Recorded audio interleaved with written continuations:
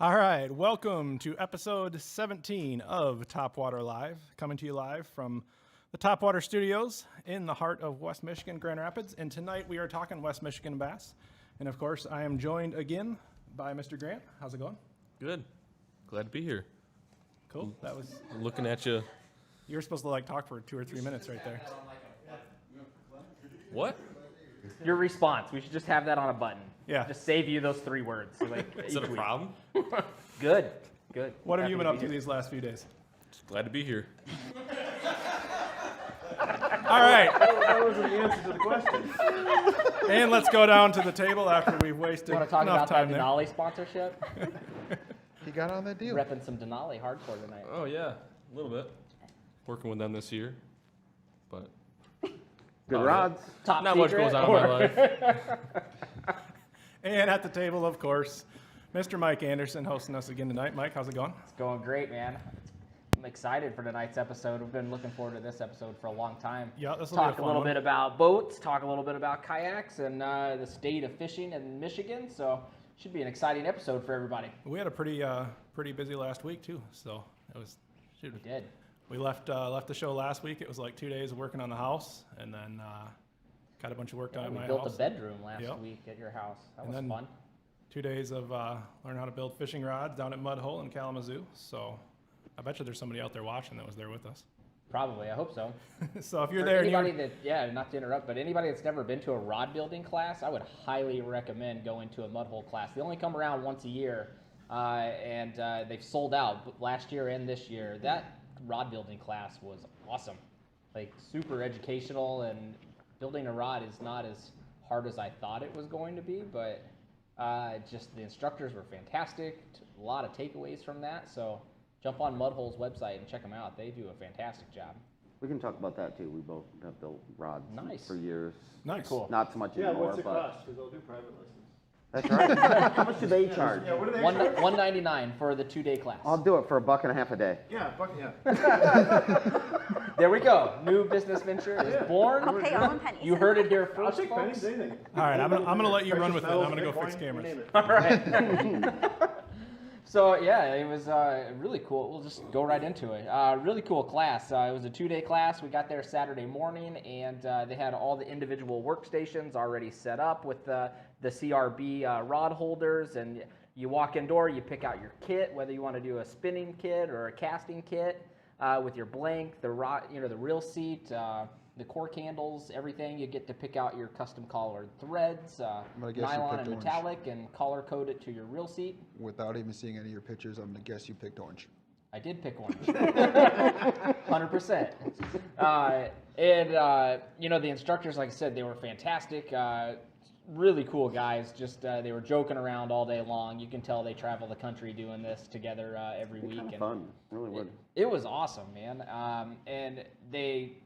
We started at 9 on Saturday, and by about 3:30, most of us were pretty much done with our rods and was putting them on the dryer rack, and we had a good time. Very educational. There was one thing that I learned that I honestly didn't know.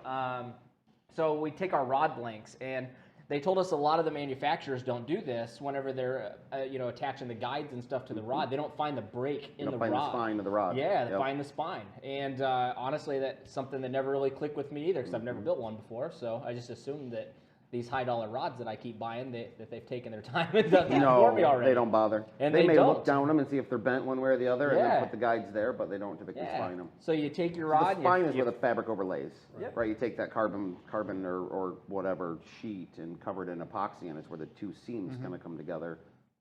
Makes a high spot in the rod.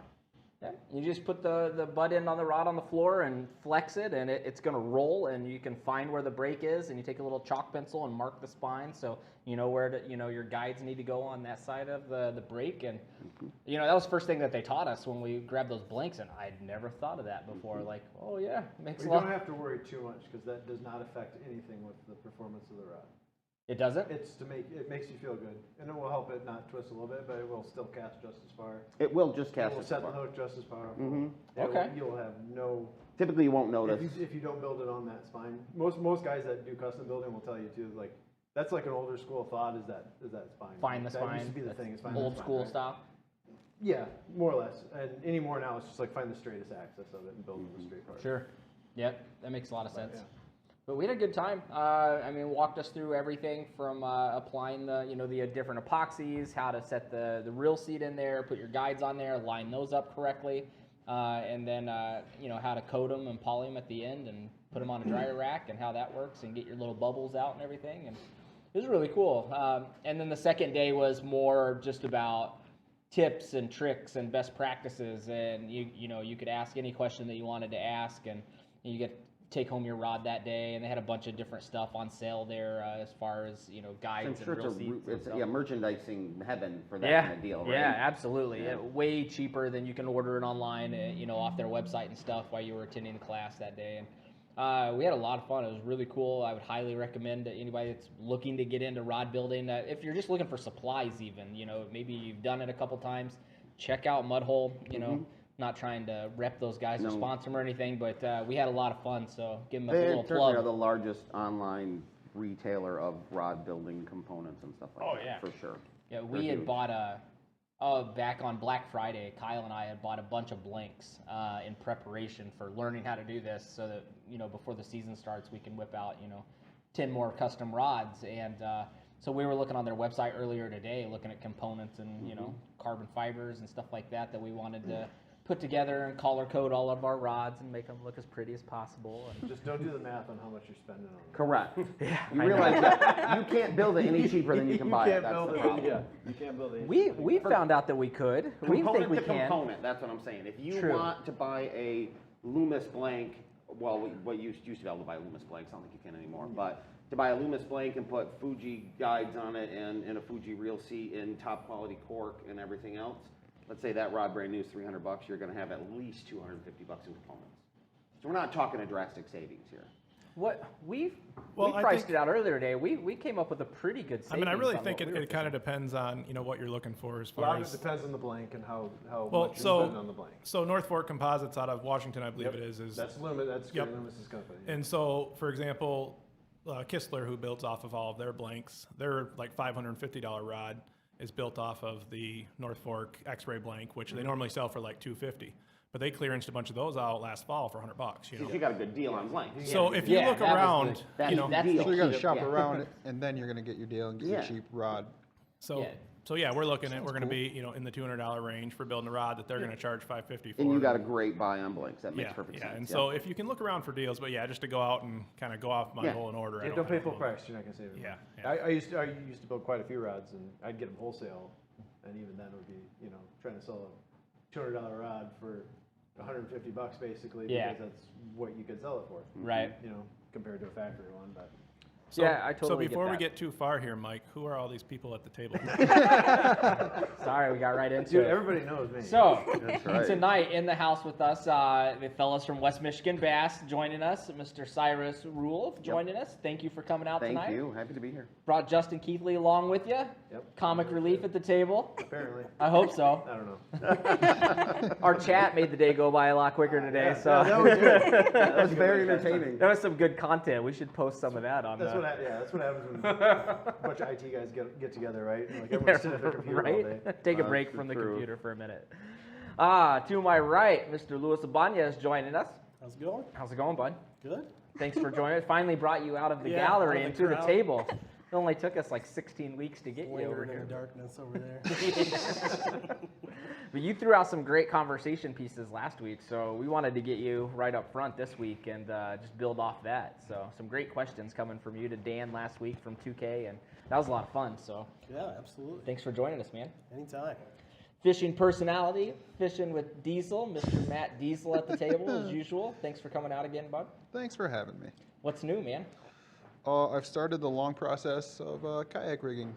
Getting ready? I've finally decided to throw a bunch of expensive parts on my new fancy-looking boat for the season.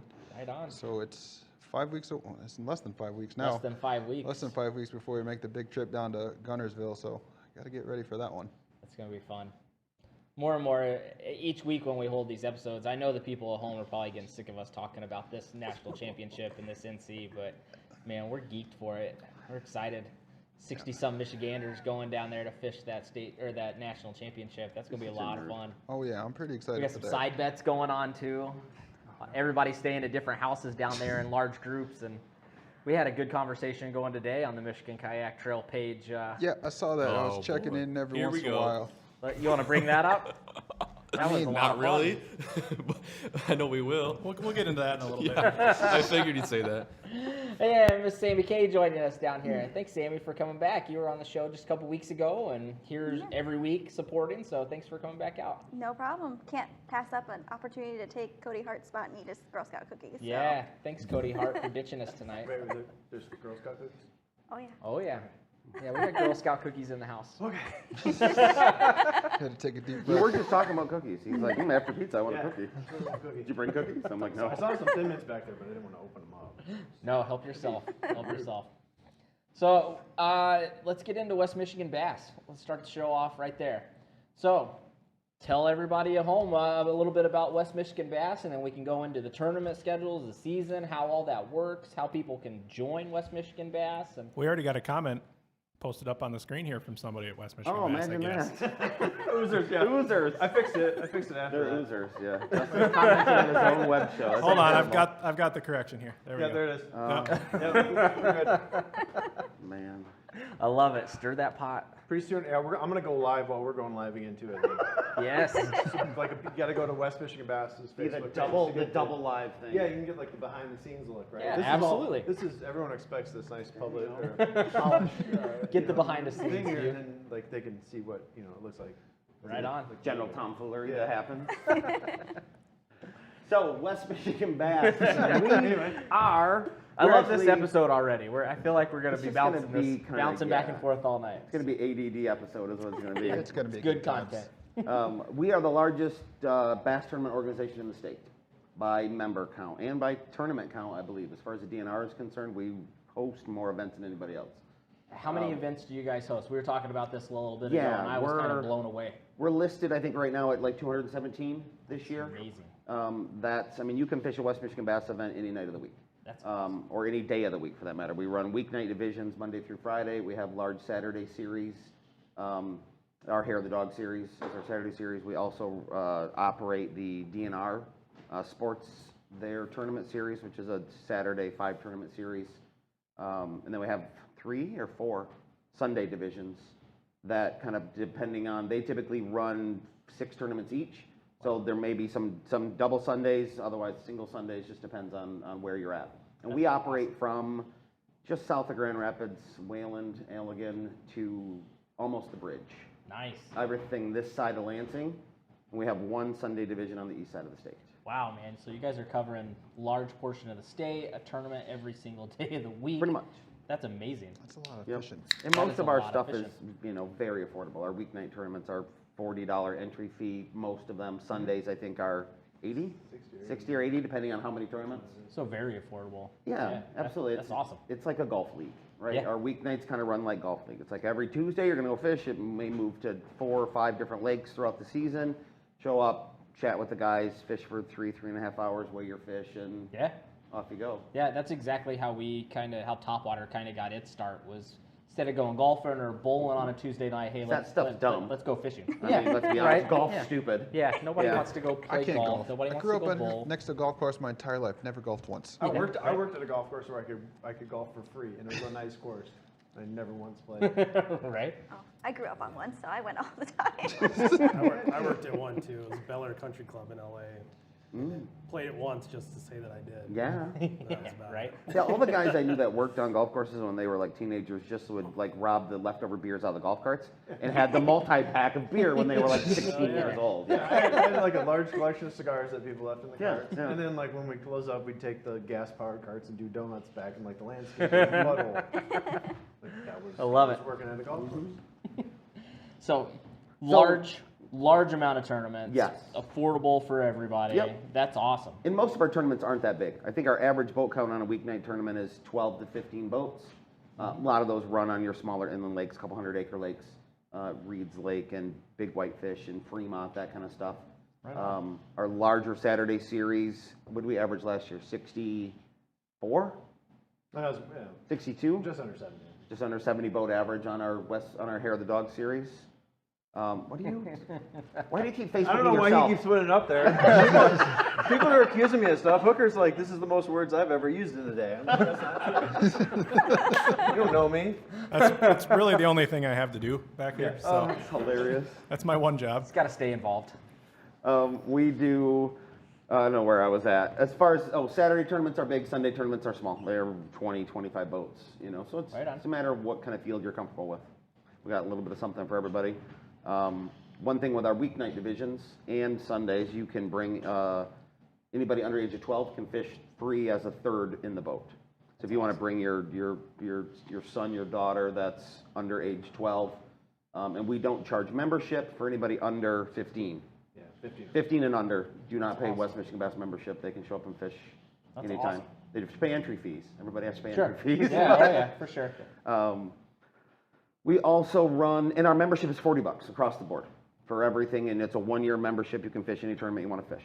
Show up and fish anything for a single So membership. $40 for annual membership and fish anywhere you want throughout the season. $40 fish 217 tournaments. Yeah, That's amazing. absolutely. Not exactly possible, but It would be really hard. yeah. Since we have several divisions each Going night. on the same night, yeah. Yeah, That'd several be- that'd be divisions each It'll be night. challenging, but Depends on where you're at. There's typically one nearby. if you try Sure. hard and believe in yourself, you never know what you can do. $40 annual membership fee. That's amazing. That's a great deal. And that also covers For the a large amount Bassmaster of fishing. team trail as well. We have to pay $10 per member to BASS to be part of their team trail. Okay. So we sent 10 teams last year to the Bassmaster Team Championship on some crappy Hartwell? lake in Arkansas. I don't No, that know. was Hartwell. Was it? Thought so. I don't remember. I don't know. You're better at that than I am. I think it was Hartwell. So you guys qualified 10 guys? 10 teams 10 to the teams. Bassmaster Team Trail. Nice. And then you can actually win a spot for the Bassmaster Classic through that if you win the whole shebang. Very cool. Yeah. Very cool. So that's part of that $10. Wow, man, that's awesome. And then we have various member discounts and promos and whatnot that are part of your membership as well. It's probably safe to say that when we're out doing tournaments and we run into boaters doing tournaments, they're your tournaments. It's Only if it goes well. if they're dicks, no. Yeah. There's only been one or two, but yeah. Yeah. If they're totally cool to you, then yes, it's definitely us. Yeah, I ignore don't that think I've ever ran WMB into a logo boat on the side of tournament the with a boat. pig. That's right. We give away a lot of free stickers, so that you can't really lump that They bought in. it at the trade show. We just dump them on the freeway. You never know what they're gonna do. Right. So how does if an angler is interested and they want to get into West Michigan bass this season, what's the best way to go about that? Jump on the website, jump on Facebook? WestMichiganBass.com. You can go to anything under info. You'll find all of the options to sign up for the various things under the info section of our webpage. We have regular member sign up there. We have if you're interested in fishing our Hair of the Dog series, we offer an early draw option for that. We will do that early draw at the Ultimate Sports Show. And What's the Hair of the Dogs? so our Hair of the Dog is our Saturday series. Okay. It's our big Saturday series that we do. We offer you can pay a deposit, basically a $100 deposit or $20 per tournament. We'll take all of those names and we'll random draw those at the Grand Rapids Fishing Show, so you know where you'll take off for each of those events throughout the season. That's really cool. So we pre-draw that, and a lot of guys love that. They're that's all pretty cool. about that. We'll get 60 on average, about 60 pre-signups. You can also get any of that stuff done at the Grand Rapids Ultimate Sports Show in Grand Rapids. I don't know what our booth number is at the moment. I think it will change, but look in the program. We sign up a lot of members at that show. We do a lot of the early draw stuff at I that bet. show. We sell a lot of, that's our show. We do a lot of stuff Oh, I there. bet you guys were pretty hopping at the Detroit show too. Not compared to Grand Rapids. No, that's awesome. We were They're like, bored. just wait. Just you wait. There were a little while where we were having a little rubber band fight. Yes, and, there was a little rubber band. Killing some time over there.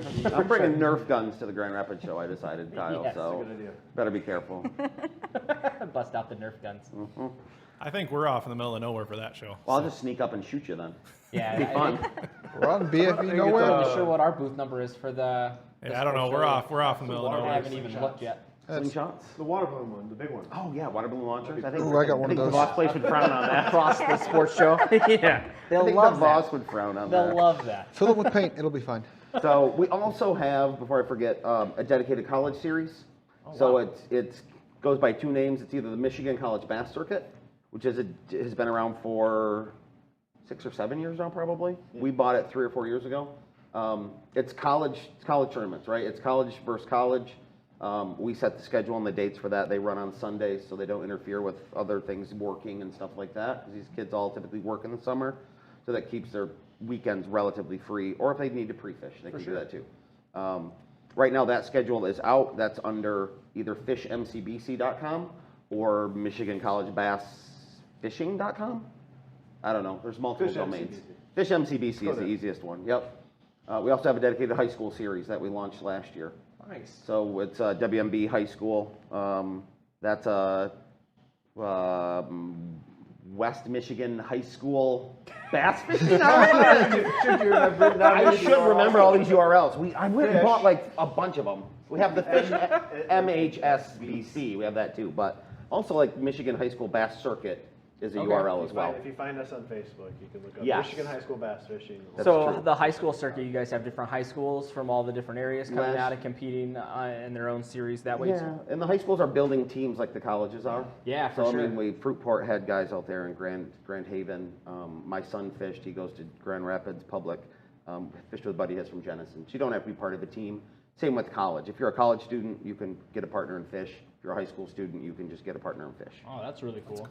We do expect, and I want to mention this with high school, you to bring your own boater, right? So for high school, we require a dedicated boat operator. It's the most boring day of your life because you're just driving the boat kids around while around. your kid fishes. I mean, there's that, but it makes sense. The Yeah, last thing we need absolutely. is 16, 17-year-old kids in 70-mile-an-hour bass boats. Yeah, It doesn't make absolutely. sense to me. You didn't do a very good job of selling that, but I know, it's true, I didn't. I know that you guys are always looking for people to come out and run those boats. So if anybody likes to be out there, or like to help out, If you're interested, I know there are always teams looking. I know Fruitport is always looking. Grand Haven is always looking for boaters to come out and hang out for the day, and kind of coach these kids and work with them. And if they've got a That's plan, really cool. let them run their plan. If they need help, then Yeah, absolutely. throw something out there. That's really cool. I know high school bass teams are growing in popularity Like mad. all over the place. So Yeah. and they can compete in their little conferences and stuff like that locally, but to have a dedicated series outside of the the school conference for them to go out One and of the compete things in, we're that's trying to really do cool. with it too is that I know some of the other series that run. We let our boaters help them. Like they can't fish, but they can give them suggestions, kind of Offer advice and offer advice because I think there's some that don't kind of allow that one. I think it's really hard. Like how do you? How do you not talk to people? Yeah. Yeah, I mean, Yeah. like how do you sit there Good and luck, not kid. offer Yeah. help and how Good luck, do you- kid. Can't talk can't and play on police my that, phone. But they are competing for money, and the boater That's can cool. help say, hey, maybe you should go flip these pads or go fish deeper. right. Like yeah. And that's kind of what it's all about with that age level too, educating and getting them experience as they keep moving on Yeah, that's up the to the whole point. college level and then out to the regular tournament series and stuff like that. So being able to communicate like that, I think that's a big positive for sure. Yeah. And it's not helping them, catch the fish. Yeah. You can help give them some advice and best tips, but they're not landing that fish. Right. They're not touching the rod absolutely. or anything. So I think that's awesome. And we also charge a $20 membership there. Cut our membership in half for the high school, just to make it more affordable. Oh, wow. And I think so. $20 membership for high school students and $50 entry fees. And we actually pay all that back. So a lot of the high school series out there are doing pre-season tournaments, paper tournaments. We actually do live 5 fish weigh in, paying you cash. Walk away with green money in your pocket Nice. at 16 years old is a lot better than check out my sweet trophy and that's it. I don't even have pictures with fish, Right. Because I didn't get a chance to weigh them in. So we try and kind of operate at a little bit different time of year too. That's really cool. And, So somebody asked about the half pint too. We are going to try and get that resurrected. Yes, half pint series. So we launched a couple years ago a parent-child series, if you will, or adult-child series, and a lot of them are dads and kids, or a buddy will borrow his buddy's kid. Borrow a kid, right? That's what we say. Go ahead and borrow a kid. It's fine. it's totally cool. Whatever. And those Get 'em out of the are house. Not the FBI. those are running. Jason Wise is planning to do those. I don't know what the schedule is, and I was supposed to call him last week, and I forgot. So more info on the half point series, but it is a dedicated parent-child series with That's up to really 2 cool. kids. So you've got two young kids, 7 and 8. You can take them both and fish for like a 5-hour tournament. That's awesome. On a Saturday or Sunday. Everyone you're fishing against has the same handicap. Yeah. exactly. You have to manage fish and 2 kids. the slam of Gatorade and Yeah. piss off the boat the entire day. Exactly. Chase and I actually did one of those towards the end of last year. I think it was a little bit late last year that series got started. So they threw a did. couple together, and we couldn't make the first couple, but we were able to make the last one out on Morrison Lake, and it was an absolute blast. And you know, the cool thing about that is everybody's helping each other get their boats landed, you know, get their boats, put in the water and everything. So it's just a good community. It was a good time, and obviously you're going out and fishing. Everybody's still pretty competitive, but it was a lot of fun. And I mean, Chase, who's my boy, who's not overly competitive when it comes to that kind of stuff, had an absolute, blast with it. So Good. That's what matters. Yeah, we are 100% on board with the educational aspect of all things fishing. So to get the youngsters out there, just get them used to being on the water, the do's, the don'ts, the best practices, teach them a little fishing while they're out there, have a good time. Like that's 100%. That's the way to do it. So Absolutely. kudos to you guys with all the different step up levels from the half pints up to the high school age, the college age to big time. So that's awesome. Well, and that's the goal. I mean, I want West Michigan Bass members for life. Yeah. Right, I want to start them in high school or younger, fishing with their parent, knowing that West Michigan Bass is what we've always fished, and be able to keep those guys up till their post-retirement, coming out and fishing all day long on whatever's going on, or 3 days a week, right? Absolutely. Tuesday mornings, we have like the retiree Tuesday morning division. That's mainly teachers and retired guys. That's what they do on Tuesday mornings. Giving us a lot of good ideas here. Can I retire already? But no, we feel the same way. We going into the 2020 season, we've established a youth series in the kayak world, and for kids, it was originally going to be ages 10 to 15. We lowered that down to kids 8 to 15 now because we had a lot of requests. Oh, my kid's 8 or my kid's 9, and they want to come out and kayak fish with you guys and have a good time. So we lowered that age level down, and we view it as 100% education. We hooked up with some other companies around that are going to come out and teach safety and teach best practices, stuff like that. And Absolutely. Just, to have kind of the same thing as the designated boater. We have to have a guardian out there in a kayak That right makes next sense, to them, yep. within 10 yards of their Yep. kayak with eyes Kind of on like a them. youth and- hunting thing, right? Somebody's Exactly. there keeping an eye on them and making sure they're not Exactly. getting You run still over let by them a pull the big boat trigger, or- but Yeah. just keep safety in mind at all times. So, you can shout out some advice and stuff like that from your kayak, but you can't physically go touch the rod or anything. And so, That's cool. but yeah, kind of the same idea. Is start them out young, teach them the right way to do it right out of the gate, and then you've got anglers in our community for life. Whether Absolutely. it's in the kayaks or on the boats. I mean, same idea. I think that's what we're going to have to continue to do if we want our sport to survive, right? I agree. Fishing licenses, hunting licenses go down year over year over year and continue to. There's no end in sight for that. I agree. I mean, not only is it affecting the state's economy, right? We're talking a $6 or $8 billion industry that Michigan has alone, but we're going to cut into that, and also it's just like the availability of the things we like are going to be diminished if we don't keep using them and keep Yeah, new we people have to. using them. We have to keep people involved and keep educating, just for that reason that you just said. A lot more people, I feel, are staying at home. They're not getting out on the water. They may go fishing a couple times a year. They go camping or something like that and bring a fishing pole. and camping time, Exactly. right? Yeah. Way more people getting too much screen time, and It's interesting. I was reading an article in the Michigan Business Journal or something like that talked about, it wasn't so much about screen time, it's the non-paying activities that are actually taking over. Biking, hiking, what's the fine things with GPS? Geocaching. Yeah. Those kind of activities that don't require license fees, boat launches, buying rods and reels addictively like we do. Sure. It's that's really starting to take over and affect that market. So it's like getting those people back to fishing and thinking Sure. about it, then their dollars are going there. yeah, that makes a lot of sense. there you could be buy- people's wives watching at home, so rods are not expensive. Oh, that's fair. No, cheap. I just said we buy a lot of them. I didn't say they were expensive. Yeah. That's why we buy a lot, because they're Yeah. cheap. Right, they're super cheap. That's why I just have ugly sticks. Right. All ugly sticks all the time. Everything's ugly sticks. Everything about you is ugly, though. That's $30 ugly sticks. the instead most of sensitive rod 33s. you'll ever fish, or whatever their commercial Lightest, is. most sensitive rod ever. That's all you need. To touch on what you're saying, I was listening to a different podcast a couple weeks ago, and it's more conservation based, but these guys are all anglers, and he's bringing up a similar topic where if you look at the demographic of people that are fishing and buying fishing licenses are heavy into the sport, it's still us. They're aging out Yes, too, we're just right? getting older. Yes. Right? So the kids aren't doing it. Like they're just not coming up, and they're like, this is a huge problem, not just for the sport, but for conservation.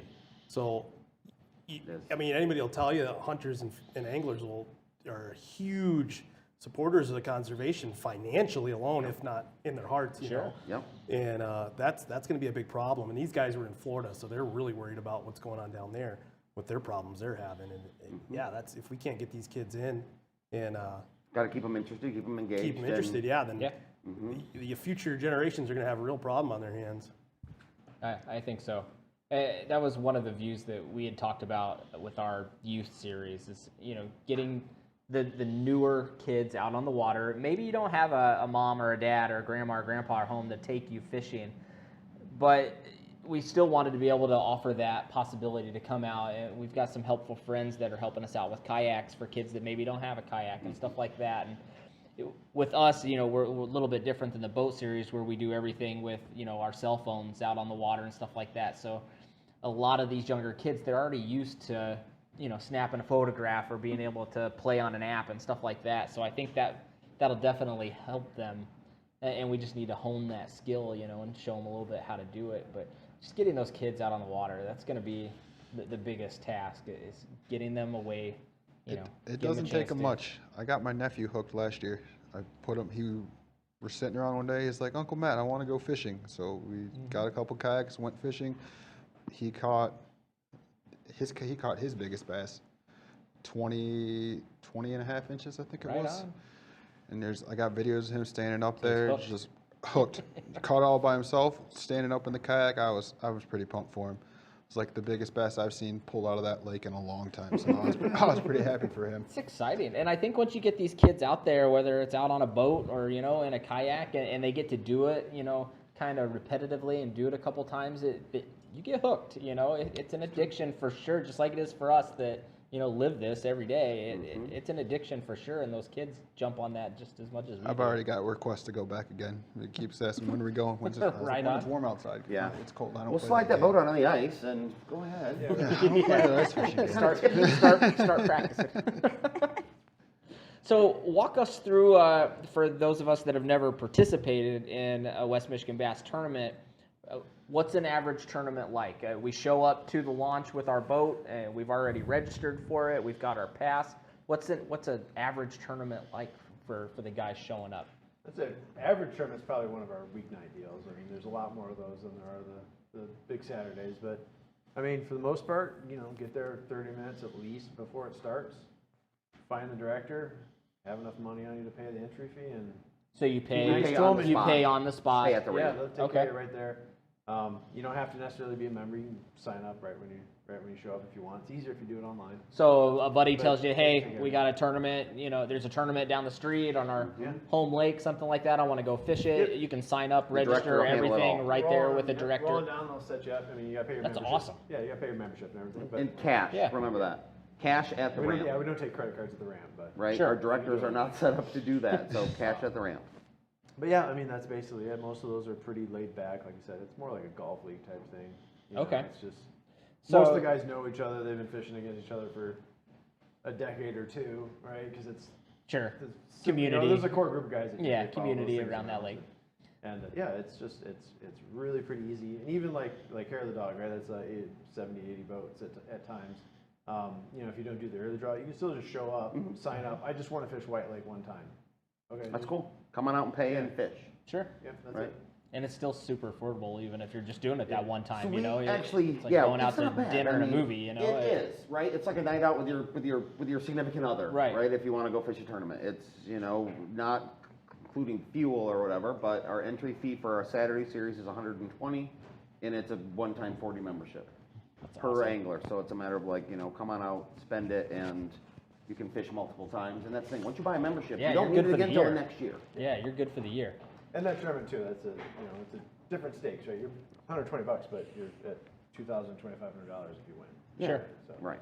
Now, I know your Hair of the Dog tournament sounds a little bit different than, a standard weeknight tournament.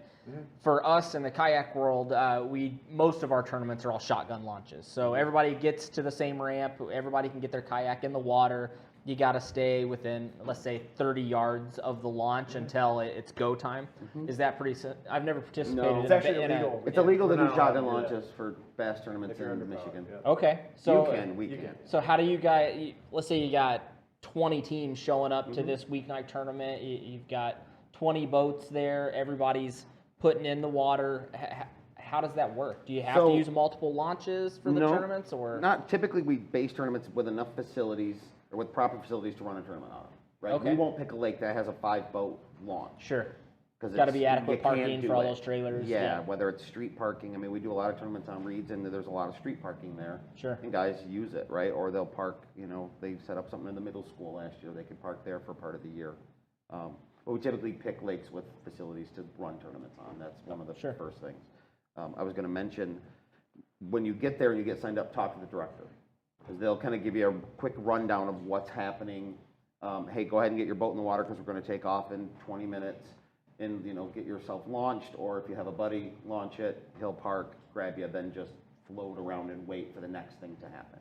So if you guys are not allowed to, excuse me, shotgun start, everybody can't leave at the same time. How does that work? Let's say you got those 20 boats and you get in the water and tournament starts at, let's say, 6 p.m. Yep. Are you allowed to kind of go meander from the launch, or? Nope, everybody stays together. We dedicate a gunboat, if you will, or a takeoff boat for that tournament. Some tournaments will do it. Like our larger tournaments, we are always the gunboat, but that we'll come back to that. For a weeknight tournament, we typically dedicate a gunboat. Our tablet that we run our tournaments on will actually randomize and give everybody a number. So when you come and sign up, I'll tell you you're a 3 and you're a 4 and you're a 2, and you'll take off by flight at those numbers. All right. So there's 1 That through makes 5 sense. flights. There may be 2 or 3 boats in your flight, and there'll be a takeoff boat, and he'll launch the 1s, and you'll let those guys get on plane and move just far enough away, and then 2s will take off, and 3s That's from cool. there. That makes sense. Why is it that I always end up in flight 5? We actually wrote the software, so that happened. Okay, cool. Makes sense. Now that I know. It's the Kyle clause. It's right in there. Kyle Kloss. If name equals Kyle. Yeah, basically, you'd be surprised how many people think that's it. They do. They'll be like, I got a 5 every time, and they come in whining and bitching, and I'll be like, well, it says you got 1 this time, so leave me alone. I was just telling you, it's based on the minute of the hour that you sign up. So if I hit the button at 5 after, or if there's a 5 at the end, then you get a 1. So I know that's not true. Where'd you come up with this? Well, I mean, the randomization is seeded off of the minute. Is that what it is? It's off the time. So, Oh, okay. So That I didn't know. technically, it is seeded off the time, but it's not going to give you. Right. It's You not don't get gonna what give time you- it is, yeah. Okay, I want to register at 8:51. That's it. 7:51. I'll wait for it to say 1. Cheat the system. right, for sure. So that keeps our takeoff safe. Okay. We get guys out of there quick. It only takes a couple, 3 minutes to get Yeah, everybody that's awesome. launched and moving, depending on the size of the lake. Where we have no wake lakes, we'll roll them right in the no wake. And just like, hey, 1, you putt that way, But, and yeah. 2, you putt behind them, and 3, you putt behind Sure. them, right? Oh, that makes sense. Now, with, It's kind of actually cool. Sorry to interrupt. Yeah, go ahead. Not that sorry, but it's actually kind of cool when these start out. I'm always the last one to go, so I get to watch everybody else take off. And With rooster tails. if you've never watched it before, it actually is pretty cool though to have 20 boats there, and then they all just start taking off, and it goes pretty quick. You're not waiting very long. It's not like you're waiting there for more than a minute or so. But It's I really did a funny. couple of them. It's pretty fun to watch. Yeah. That was the first certain time I've lakes seen where something everyone's like that. trying to get to like certain spots too. Like it doesn't matter like what flight they're in. You'll go and like it'll just be like everyone going crazy to like one spot, and then the other flight will go and. Oh, never mind. Yeah, you're like, no. the first one I ever actually saw was out at Gull Lake, and I think it was I don't think it was you guys, but I think it was a high school it tournament. was a out high there. school tournament. And it was kind of cool because I was in a kayak and see them all, then suddenly you just hear it and you turn, and it reminded me of that scene from like the Star Wars movie when all the little X-Wings fly right over the top of the water. Because suddenly you just see it coming at you. You're like, oh no. I was there with it. It was kind of cool, but it was also kind of like, holy shit, like here comes all these boats coming at me. I hope they see me. And then, if they do, they all branched out away from you. But it was a cool sight seeing them all come on. Yeah, that's what I was thinking too. Turn into Standing in my kayak like, oh shit. Remember, sit down. And then sit down and buckle down because there's weight coming from 5 different Our hair of ways. the dog we do up at Grand Traverse Bay, usually open up. That's on awesome. the bay. And then we did that 2 years ago. And then this last year we had, I don't know who it was, we had the one kayak group was like, hey, Oh, they did. That's they were like, because they ran it like out of Bowers Harbor. Which Okay. is They like were up on fishing basically the peninsula, harbor though, right? They weren't going that far. And we launch out of Elmwood, which is down on the southwest corner. And for that one, you have numbers. So people go like 1, 2, You go single 3, file 4, on a 5, bigger single tournaments. file, right? So Okay. you drive by a boat, you look in the live wells, and you take off, just like a Bassmasters tournament, right? Right. Well, like we started on West Bay. Well, everyone wants to go to East Bay for that tournament. So everyone goes, hits the peninsula, runs up, and then they cut Power Island, and they cut right across the tip of it, and the water's up, so you can go like 30 yards Yeah. offshore. Well, they had the first year we did it, they had a kayak tournament going on out there, and then we actually got like an email from like the director of that being telling us like, Yeah. dude, you better warn people, we're gonna be out there again. We almost got killed because they're coming around they're like shooting the little gap over there, I guess, or something. They're So we shooting had a to, gap at 65 miles an Yeah, we had to hour, warn and them. regardless of how bumpy it is. because especially in that tournament, there's a handful of spots on East Bay, especially early in the year, that there's just a lot of fish, and there's 15 guys trying to get into each one of them. So everyone's just going. It doesn't matter if there's 5 footers. Everyone is going as fast as they possibly Yeah, can absolutely. around that thing to get there. And we're the last boat out, so we're just like, well, look at all the roosters. All right, what's left? See you guys. That's our thing. Yeah, where can we go? What is bass boat tournament etiquette when it comes to something like that? If somebody's fishing that spot, you would like to also fish that spot. What is bass boat tournament etiquette when it comes to how close you can get, where you can cast out in front of that boat, stuff like that? Because we run into that in the kayak world all the time, where You're you've got 5 kayaks fishing within a 20-yard circle of each other. You're always going to run into that, no matter what. So is there Go ahead. a general rule of thumb about how close you I can guess it get? depends Or on if you know the guy or not. I think that's if most they're of cool with Right. it, you being that close? Yeah, I mean, I know a lot of people that How much money the if pot we're is? close by, or I'm like, I'm fishing here, you can fish there, or whatever. You can work it out. So there's not like a written rule that you No, gotta there's stay de- 50 no. yards away, And something like there's- I that. mean, and there's definitely people that'll just like crawl right up your ass. Depends how and try big of a to fish dick you want to be. It well. really does. Yeah. Right? I hate that guy. I'm going to go fish right in his back pocket, right? Or Right. I like that guy, so I'm going to go even closer than his back pocket, right? I mean, guys will push it, I think, but if you say something and they don't back off, then it happens. For the most part, I can say that I think that fishing boat tournaments, I feel less crowded than when I fish kayak tournaments. Absolutely. And I feel like, I mean, obviously there's a number of different differences, obviously, but I feel like with kayaks, people can kind of sneak in there easier with the boat. You know, you're going to it's a see little it. easier 'cause- to defend if you got 101-pound thrust trolling motor and can Right. spin around and Yeah. So Well, you have that though, Kyle, so you can. You do, though. You do defend your water, right? You defend the area you're fishing just like any other tournament. I mean, you'll block this guy and spin and try and keep that guy off, and it's part of the deal. Everybody wants that thing. Sure. And yeah, you absolutely have to defend it. But I mean, good etiquette is stay a cast away from who you're fishing next to. Right? Cast away, I mean, right. That's in general. Most tournaments do have rules if your trolling motor is up, like stowed, and your anchor or power poles are down, then there's a 50-foot rule. That's Okay. typical. Like I'm camped out here, I'm not moving because my trolling motor's out of the water. I'm stuck in the mud. Stay 50 feet. Yeah, from give me some space. That's typical. That's a good rule of thumb. I like that. And I don't know if we actually have that written rule, I don't think we do. but that's pretty average. Most tournaments do. Sure. Now, a big difference between our kayak tournaments and the boat tournaments is the weigh-in versus the catch photo release method. A lot of our viewers tonight are probably more geared towards the kayak world, as they usually are. But walk us through a typical weigh-in session. So you've gone out, you've launched, you've fished, now you're coming back in for weigh-in. How does that process work? So on a smaller tournament, a weeknight tournament, typically everybody comes in at 9:30. They'll wait for the director to get their stuff set up because the director fishes till 9:30 as well. Sure. We'll get the scale set up, table set up, whatever. We'll tell people, all right, hey, we're ready, bring up your fish. They'll grab a bag, typically a weigh bag, if you will, fill it with water from their live well, throw their 5 fish in, bring it up. We'll get them weighed, put back in that bag full of water, and back out to the lake as quickly as possible. So pretty quick process. Yeah. getting Typically in a everybody weighed in. weeknight, there's a couple, 3 guys that are, have fish in bags waiting, and it takes 60 seconds to weigh 5 fish and write it down. I mean, it's not a That's long awesome. process.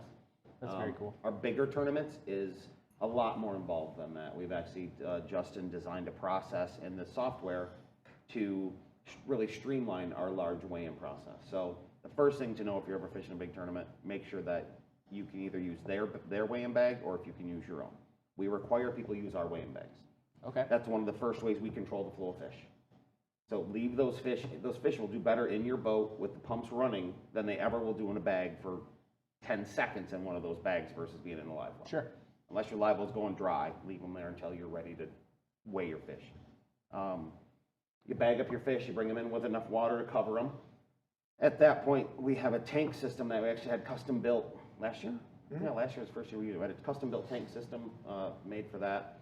Your bag full of fish will come into that. It has spray bars, water's cooled, etc. We will check you in then at that end of the tank on a tablet.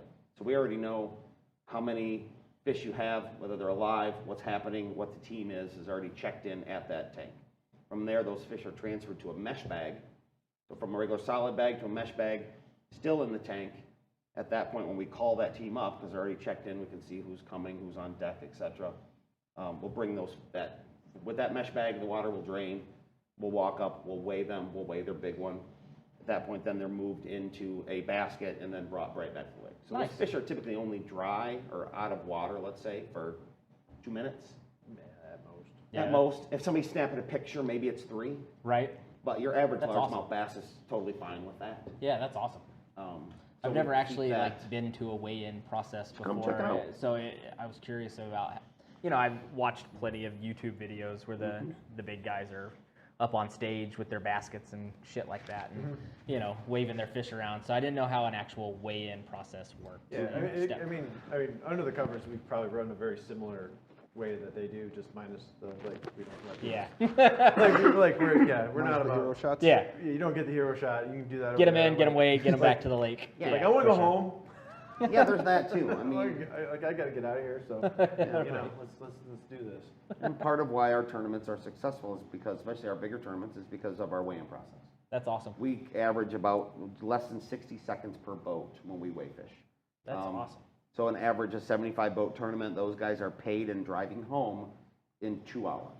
Wow, that's fantastic. I mean, that's including taking the time to load up their boat and that That's a quick crap. turnaround. So we Yeah. really do. We crank them through, and actually we'll even improve that time this year. Part of our slowest part. I mean, it's like I said, 60 seconds a boat, so there's 75 minutes roughly in weighing fish. And then we got to. Normally that's because there's like we'll have a lull where there just won't Yeah. be enough people in line to Just wait. wait, Like, yeah, we're waiting people on to show somebody to up. get there. We'll be yelling, "Hey, where's your fish?" And Yeah. oh, way back in the parking lot, waving his hand, right? Well, I didn't know it was my turn. And we're like, come on. Wow, that's a really quick turnaround. That's awesome. And the slowest part of that was writing checks. Sure. Right, we got to the point where it's like, all right, we're handwriting checks. There's only so many things you can do at one time. Yeah, for sure. And I'll even pre-fill them out, but you still got to write their name on them and rip them out and whatever. For sure. Well, he just tweaked the software today. He just sent me a note saying, hey, we're printing checks now. So now we can print all of our checks. We'll print them like ready to go, signed, put them in an Here you envelope, and go. off See they you go. later. Bye. See you next week. Mm-hmm. That's awesome. So we should be able to cut that down. I'm not even gonna put it in an envelope. Just gonna Just throw them. just throw them. We're just Sail gonna throw them in a pile and be like, we're out. Sorry. We're just gonna send it. Yeah, just Paper airplanes. Just get one of those cash money guns, just shoot them at people. Yeah, There you go. Now I know you fished some West Michigan bass tournaments, and you fished some West Michigan bass tournaments too, right? Have any of you guys ever This been year out? will be my first year doing a couple. You gonna go out and do some too? Yeah. That's awesome. Talked to Kyle. Kyle got a brand new pretty boat last year, so I'm excited to go do some boat tournaments this year. Yeah, we were going to do more than we did last year. It just gets so darn busy. So Yeah, for sure. it's like as soon as that season starts, it's just go. And it Yeah, you guys are lucky. You get like 2 or 3 extra months of like kayak season because you're doing paper tournaments. yeah, that's one of the That's true. You don't have that catch and keep. We thing. get. That's the worst part about what we have to do is just like you have to wait till Memorial Day. And Wait, you have to yeah. cram everything in Yeah. before Labor Day. Mhm. Yep. That's what you get. And the Labor Day is kind of artificial because just people stop showing up after that. Our numbers drop like mad after Labor Day. But it's like, yeah, it's like I don't want to run more tournaments, but I'd like to have 2 more months to have like some time to breathe in there. You know what I mean? Yeah, absolutely. You think That's that's because walleye or steelhead season's coming around? Well, it's or- just it's the DNR. Oh, It's Well, the, it's the oh, I see. law, right? Catch and keep season doesn't start until the Saturday before Memorial Day. Oh, gotcha. But which is a walleye opener too? Or is that a week before that? Or 2 weeks I before thought, that? no, Walleye opener is the same as the catch and release. That's what I thought. All that. Traditionally the catch and Yeah. release opener. Oh, that's right. Okay. That's right. I forgot about that. So yeah, just the DNR regs, right? Where our season really is typically 13 or 14 weekends between Memorial Day and Labor Day. Right. And Memorial Day is like Christmas for bass fishermen, right? Oh, yeah. For boat tournament guys, anyway. Us too. We're like waiting. Everybody's like, oh, what do we do on Memorial Day weekend? How many tournaments can I squeeze in this 3-day weekend? Yeah, right. Whatever it is. It's true. It's true. Yeah, Guys you will fish waited all winter long Saturday, for Sunday, it. Monday, and then Tuesday night, because that one starts right away after that, right? So it's, Yep. it's a big deal. I've never realized that. It's never I dawned on me. literally never even thought about that. Yeah, that's why we push so many of ours in April and May. I mean, we're always fighting with. You're not competing then, yeah? Yeah, I mean, shoot, the 2 years ago, Just I the think the snow. first tournament we fished was, That's yeah, the lines were icing up when you were reeling in, and then like a week later, you were getting sun. It was, you know, yeah, you were sunburn. in shorts, yeah. Yeah, it changes so quick, but we're always trying to find that, kind of like, for example, this year, our first tournament, we're down right on the border. I think that's April 18th or something like that, I think is our first one.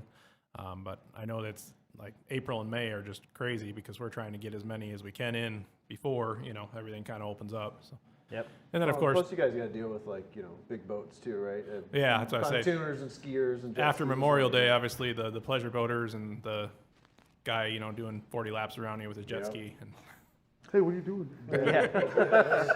Dad in tubes? We have it. Everybody has that Don't guy. hit my dock. Yeah, Yeah. yeah, everybody has I that never guy. get the guy that hit my dock. I get the old timer who wants to come out and tell me stories about the giant one he saw. Over I'm there. cool with Yeah. those guys. I never get the, guys hey, that what are you come doing out by and my just dock? stare No, you I get the down old 'cause time. you're- The old timer will come tell me all the Throwing stories. Neds up under their dock. And they he's just like, wanna what is stare that you thing? down. It's like, you got a motor on that thing? No, man, no motor. Just right here. Just these guns. so we're going to take a break here in a few minutes. I'm going to get our next quick little interview on the line so we can talk with Mike for a couple minutes. But before we do that, a couple weeks ago, we had a show, and one of the things we did was your biggest fishing fail. So we all kind of ran around the table and told that. So I would like to hear what your guys' biggest fishing fail is. Does starting this business count? You're like, I don't get to fish anymore. Oh yeah, right. Oh man, I don't know. I felt like you should have asked me that before we started, so I had time to prep. Well, then it's not Yeah, fun that that- way. Well, not no, as I can have a fun. good. I can have a good.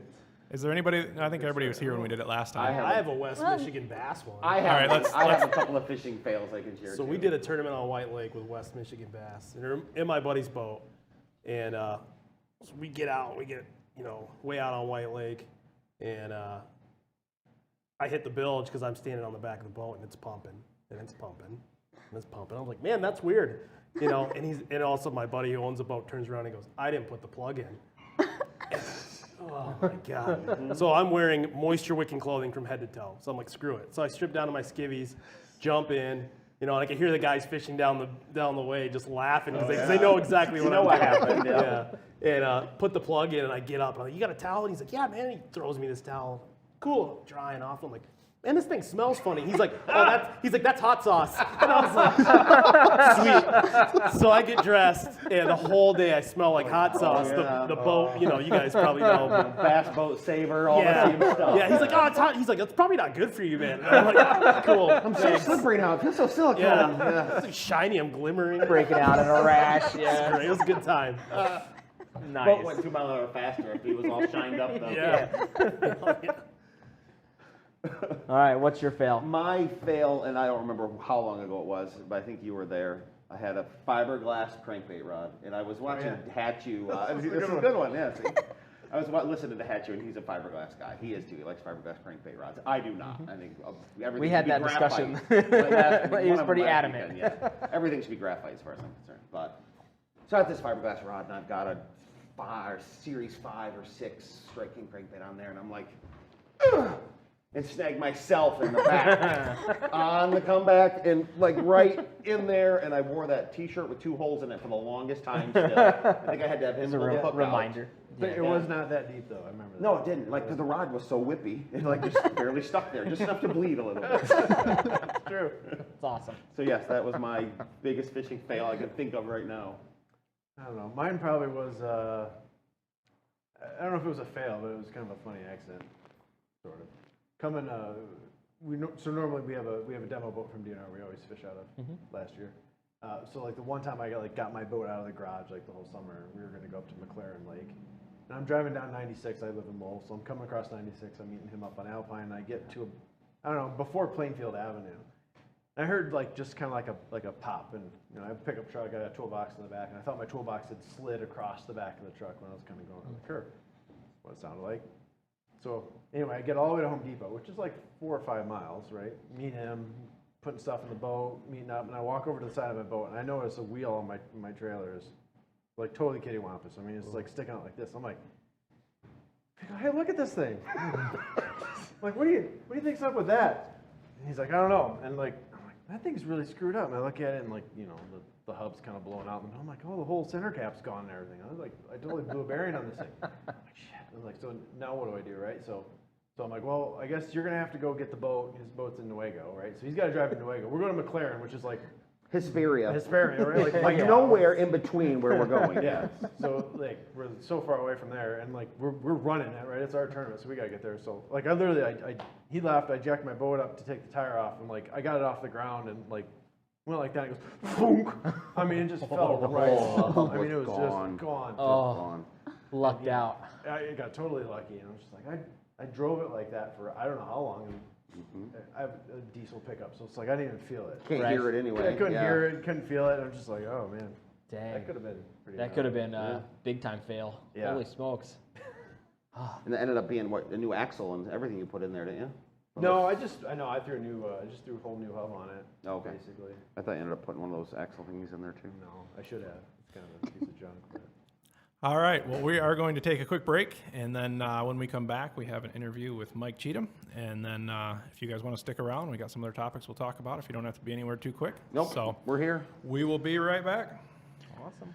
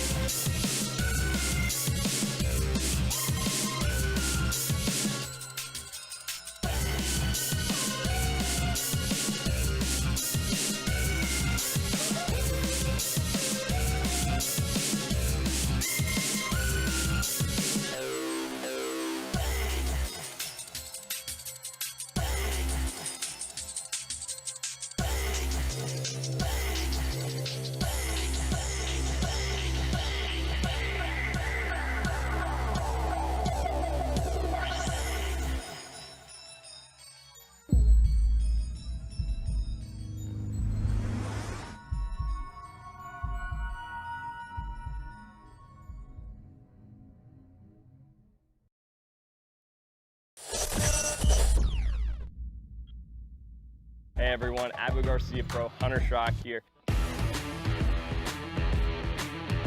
I want to talk about my favorite rod in the Abu Garcia lineup, the Veritas series.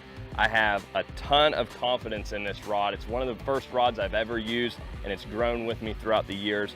And there's so many great characteristics on this low price point rod. First is the foam handle. Has a great locking seat for your reel that's going to keep it secure at all times. Moving all the way up to the bait keeper here, it's a very unique bait keeper that you can slide your Texas rig in, not having to unhook it from your plastic. All the way up to the blank, it's 30-ton graphite. It's super light, strong, and durable, very sensitive, and the titanium guides are light and also very strong. If you haven't checked out this Abu Garcia Veritas rod, I suggest you do.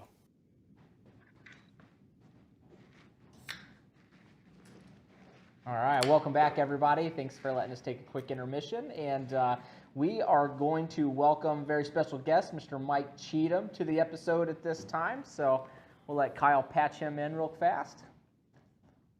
Looks like something's broken, so give us just a minute. All right, and we're gonna just spitball it here. And Okay. so, Sammy, what's new? What have you been up to? We haven't heard much from you tonight. So, Just working a lot. something I wanted to ask you about is go back a couple weeks when we hosted the Ladies' Night episode, and I had asked Christine at that time if there was a preference on women's clothing and fishing line and stuff like that. And you actually were wearing a shirt that was provided by a lady angler manufacturer. Is that right? I was wearing a Sims or Columbia PFG. I know we were talking about that like the week before, and then I totally failed to ask you about that because we had talked about leading up to it. So Yeah. So you do have a preference on lady apparel and where that comes from? I do, just because I'm smaller frame, so I can't really fit into the men's stuff. I just swim in it. So if I can find women's, I wear children's a lot too. Nice. So that works. Nice. Cheaper too. Oh yeah, Oh it is. yeah, for sure. My shoes. Those Good shoes. guys are waving at me over Half there. price. So we got Mike on the line. All right, let's do it. Hey, How y'all Mr. Cheatham, how are you?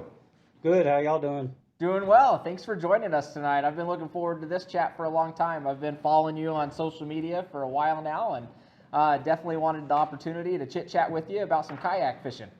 Okay. So I noticed that Tennessee hat there. Congratulations on this year's run. Titans had a Yeah. hell of a run this year. It was almost. Almost, man. It was close. We had years of almost. So you've been a busy guy here lately. Been floating around in the kayak all over the place. So what's the most recent tournament you were just at? Well, I went to Seminole down in Georgia. I fished that tournament. That was a tough tournament, man. I mean, we had like 4 people that caught limits in 2 days, so it was difficult. That was a difficult tournament for you guys. We had a couple friends that went down there and competed in it as well. And of course, we were watching online here at home. But tough fishing conditions on that second day for you guys. So I actually had to leave. I'm 2 days out of surgery, so I missed Seminole. Oh, wow. I was supposed to go to Lake Fork also, and next week is Logan Martin, and that one's going to kill me if I have to miss that. I'll be sick. Oh, yeah. That one's going to be huge. The numbers that these tournaments are, as far as pre-registration goes, they're killing it right now. Oh, it's incredible to me to watch this blow up like this. I knew the potential was there, but I think it just took that catalyst. I think so too. Bass, I think, has been a part of that. It's not elite yet, so there's a lot of opportunities. You guys can go fish it, and that's cool. And then Hobie stepped up, so it's been an incredible year. I'm looking forward to this year. It's going to be amazing. It's going to be a lot of fun. Well, I hope you get the chance to make it down to Logan Martin. We were all in the kind of the same boat here. A couple of us had planned on making that trip down there, and then things just got busy here, so we're going to have to miss that one. And it's breaking our heart. Oh, it's warm. I heard you guys talking about being a little cold up that way and not being able to fish and stuff. We don't really have that trouble here. And just so you know, though, Gunnersville will be closed, so y'all can stay home. Yeah, right. 7 of you, just stay there. That's going to be the highlight of our year, just to start out our season with down there. Like, we were talking about that a little bit ago. We talk about it every week on air here because we're that excited. But I think we have something like 68 Michiganders qualified that are all headed down here in a couple weeks. So we're pumped and excited about it. So that's impressive. We're One gonna. thing that worries me about Gunnersville is it's small for when you start getting 600 boats on it. Mm-hmm. It's going to be a little crowded. You guys talking about being crowded more in a kayak? That's going to be a tournament, I think, where there'll be people talking to each other all day. I think so too. I've never experienced a tournament quite like this, and that's one of the things I wanted to talk to you about is fishing some of these bigger tournaments where a lot of us here are watching in the kayak fishing world. We compete more regionally here. A few of our guys that compete in the Topwater and Michigan Kayak Trail, they travel all around and compete in some of the bigger pro tournaments. But how is it competing in some of these bigger tournaments that you've seen so far, like a Seminole event where you've got hundreds of people out there, 100+ people out there in kayaks fishing from all over the country? The beauty of that to me is everybody is still pretty humble and still pretty willing to talk to each other. I was fishing in a spot with Jay Wallen, Christine Fisher, and we were just fishing. We were still talking about what was working, what wasn't working. You're allowed to talk with each other. You can't talk with outsiders, but. So it's pretty cool, really, the community that still exists here. And that's one of the things I love about it. And you mentioned the smaller trails and stuff. I love those, that they give everybody a chance to grow, to get to learn how it works. And then you can step into one of these. I mean, don't be intimidated. If you get one close to your area, go fish them. You have just as much chance. I've been beat by a dude in a sit-in kayak. The dude just wore us out one day. And it's just, he was the guy that day, you know. So, Yeah, absolutely. That's one of the the best things I think about our more regional setup, and kind of why we wanted to expand our series going into this year is we had a ton of fun with it. The camaraderie and the community was fantastic the last few years, and everybody willing to help everybody out. And we're seeing a lot of newcomers to the sport as kayak fishing gets more and more popular. With the additions of Bass and Hobie and those guys stepping up into the world of competitive pro tournament styles. And for us, if we can get people's feet wet here in the region and get them, acclimated to kayaks and tournament fishing and CPR, that kind of stuff, and be a feeder style system up to these pro level, tournaments, that's what we're really looking forward to being a part of and seeing these numbers grow, with the numbers that they're producing for pre-registration. I think Logan Martin, last I looked at, over 180 some anglers already pre-registered for that event coming up on March 5th. That's amazing. Yeah, and I look for all the Bass events to be like that. Hobie this year, the Seminole was their record, 120 plus, and then Lake Fork just blew that up. So yeah, they did. Lake Fork, that was a good tournament down there. Those guys, man, they know how to run a tournament. We've talked about Hobie a couple times here and had them on the show, and AJ and those guys, they run a phenomenal production team. AJ and Kevin, they've got it together. You feel like you're a part of something a little bigger. The local tournaments, you're out with your buds and all, but then you just step up that one little step to the Hobie events is just totally different. They treat you like you're somebody. Absolutely. I love it. They're a great bunch too. And they, Hobie helps them out too. It's pretty cool. Now, Mike, how long have you been kayak tournament fishing? So it was an accident that I ended up in a kayak. We bought a camper and we were going camping, and I kept fishing from the bank, and I was getting sick. I had a bass boat in my garage. You needed to be out on the water. That's right. So we bought a kayak and threw it on the top, and I was fishing my bass boat and saw a dude fishing. He said, "Hey, we got a local trail," and I'd never fished a tournament in my life. I just fished my whole life. Mm-hmm. And he says, "Hey, we're going to have a tournament." So I signed up. I skunked. First place I fished my whole life, goose egged it. Fished another tournament, bought a Hobie, went to the national championship. It was an open that year. I didn't know who KBF was. That's been 3 years ago. Didn't even know who KBF was. Went and fished. They gave me a $900 check. And I'm sitting here thinking, that's the worst thing that ever happened to me. I haven't missed it. I fished a tournament just about everywhere. That's awesome, man. Now, what is, for those guys watching at home, what is Topwater Moon? So Topwater Moon it's like a blog that I was spending a lot of time writing on it. Mostly, to be honest, it's probably just nonsense. It was me talking about good days, bad days, whatever day I had, that kind of stuff. Mm-hmm. And I just happened, you guys know Jeff Fader? Oh, yeah. So I was down at the Tinvitational last year, and Jeff Fader found a spot, and he just wore them out. He was catching 100 plus inches day after day. Well, then they picked another lake, so he had to move. So about 20 of us swarmed on his spot. And I was down there. We were all just fishing, having probably the best day of fishing I've ever had in my life. I wasn't catching a lot, but they were making fun of me for it, and they were catching fish. And I ran into Scott Boucher, and he says, "Hey, dude, somebody wrote this little article about fishing down here that day." I was like, "Yeah, I wrote that." So that's what got me the attention to be able to write for Angler. So nice. I haven't got to spend as much time on Topwater Moon now, but I still try to fill in something there. But because Angler, I write 3 or 4 articles a month for them. So yeah, absolutely. Well, I followed Topwater Moon for a while, like I said, and that is honestly one of the things I'm most interested in the fishing industry is the storytelling. Hearing your fishing story, whether it's a good day or a bad day, or your fishing story, a good day or a bad day. I'm not the best angler out there, but I have fun every time I go out there and do it. So, I love hearing other people's stories, whether it's a good day or a bad day. We're all living the same dream, and I enjoy those storytelling moments the most. And I followed Topwater Moon and love it. And then I was going to bring up Angler because I know you started writing some articles for Angler too. How'd that come about? It just came from that one conversation with Butcher, and they called him looking for somebody, and they called me. I said, dude, I'm not a writer. I'm a manufacturing engineer. I make air conditioners. So I'm like, I don't know how the hell to write like that. No, I'm not a writer. But the good thing is I get to play one on the internet. Yeah, They asked me, absolutely. what? I'm going to write as long as you let me write like me, and you don't try to put me into some box and expect articles, official articles.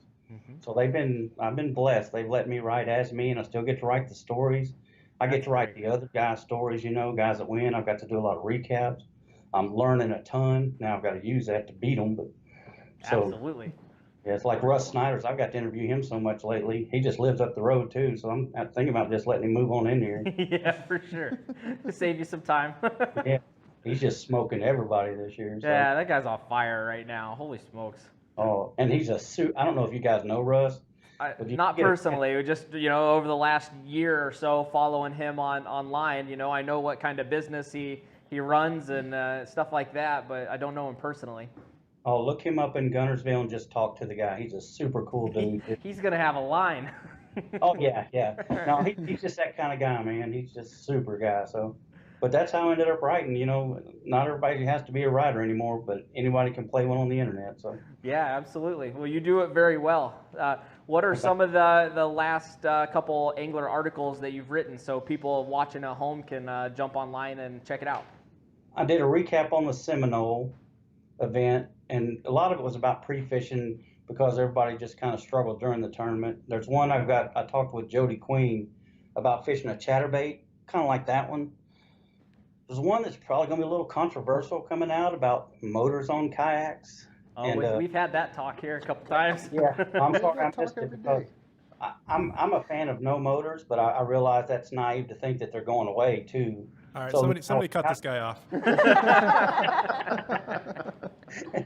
But now it's how do you regulate it? How do you make it safe for everybody? I mean, because anybody can just throw any kind of rig on their kayak and stuff. So I kind of they asked me to write an opinion piece, and well, that's the worst thing you can ever ask me is to give my opinion.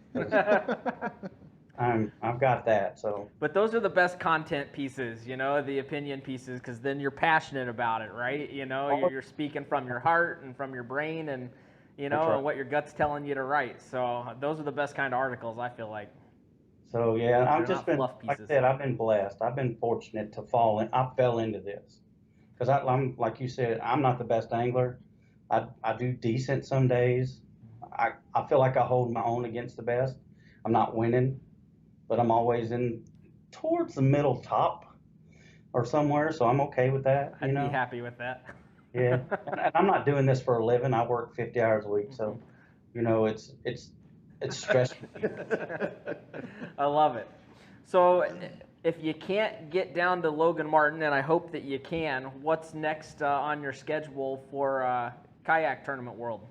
Well, I'm going to Logan Martin, but don't tell my doctor. Regardless, yeah. And my wife, I think, is in the other room listening, so I'm only going to go for just a few minutes to say I fished it. But so then after that, it's every bass event except California.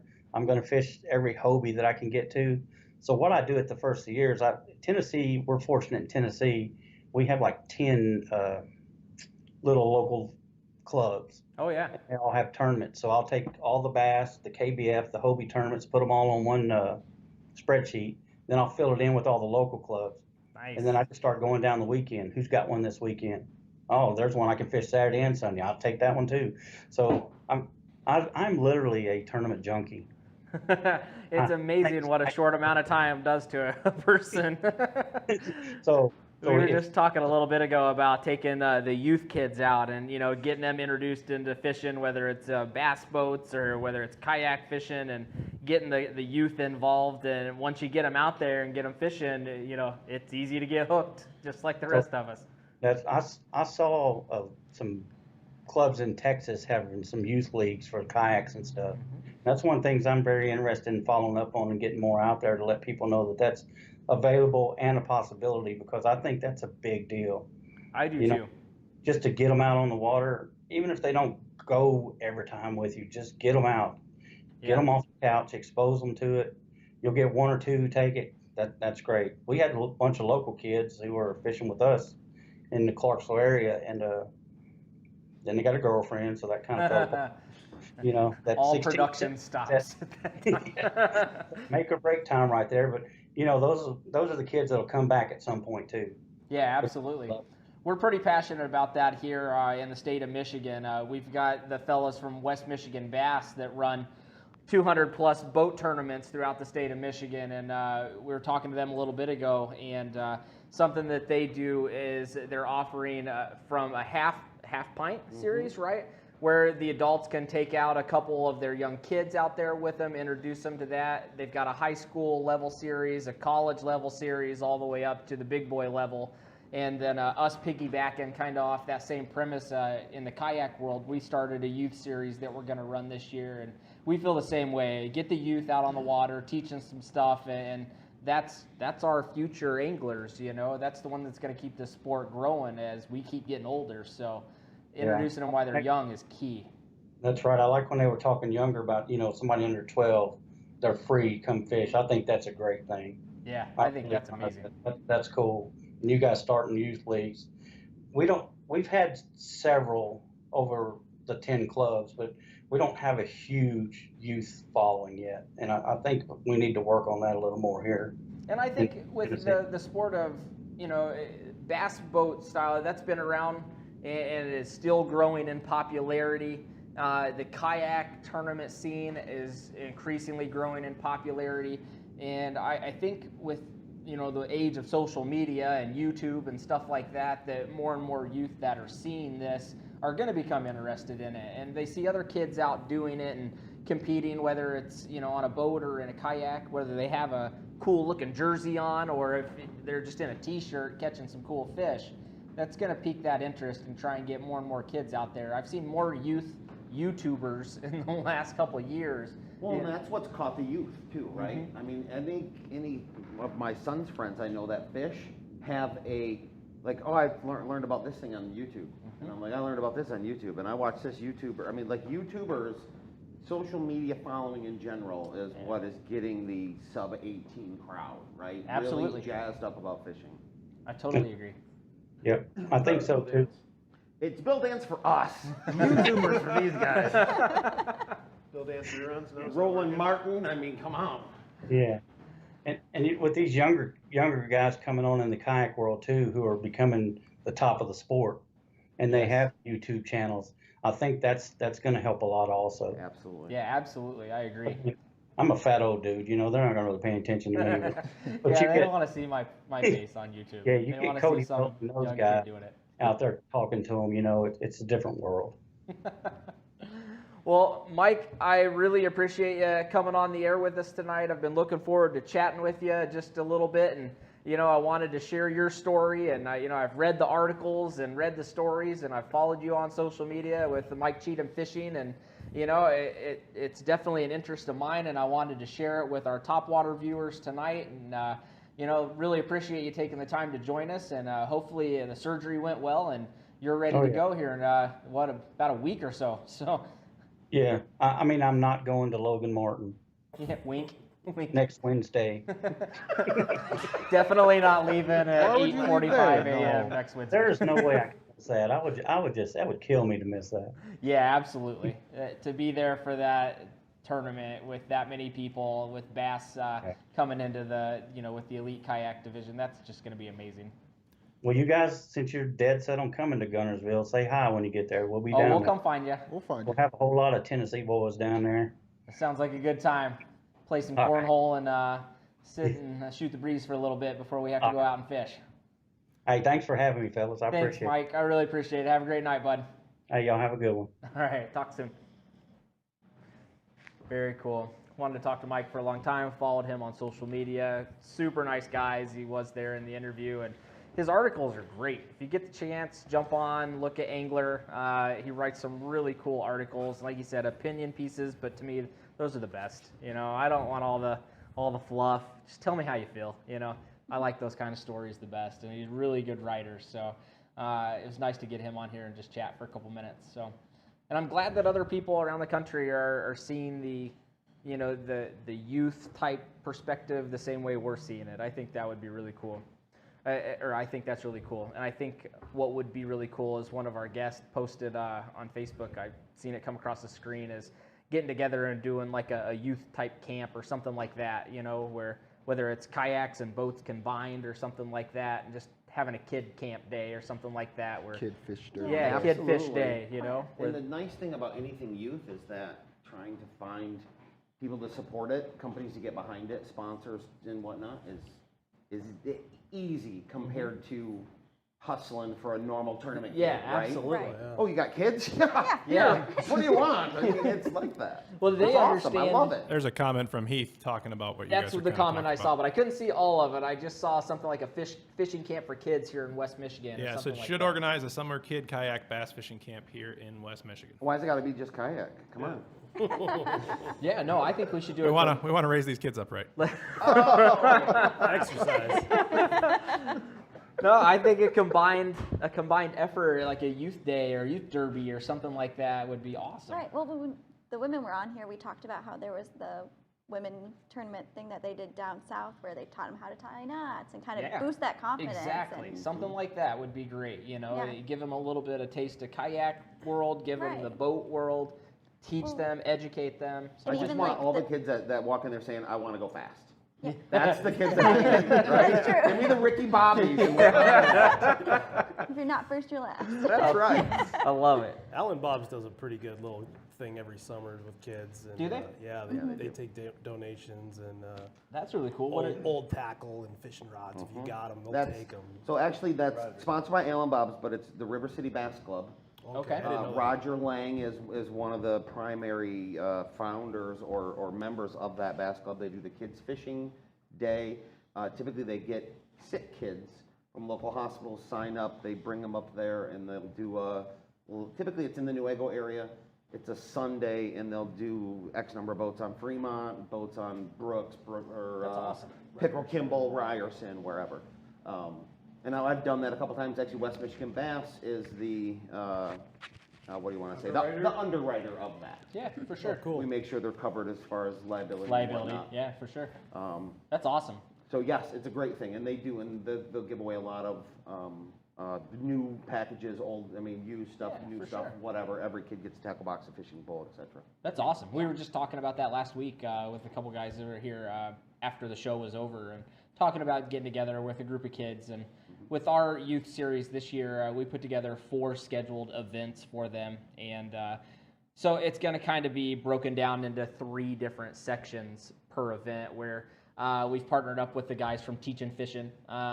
They're going to come over and help us out at these events and give them, best practices, some tips, talk about fishing, some tips, talk about safety, how to properly put on a life jacket, how to properly, swim back to shore, that kind of Absolutely. thing The with your basic gear. stuff, right? Yeah, Yeah. the stuff you Things- just need to know, It's a good refresher too, I think. Absolutely. right? A refresher for everybody. Mm-hmm. And then we'll take them out for a low pressure tournament, a tournament of their own so they can get introduced to the for us, the catch photo release style tournament in a kayak, how to put the fish on the board, how to take a picture of it, how to submit it, how to measure it properly. Some of these kids, 8, 9 years old, they may not know how to.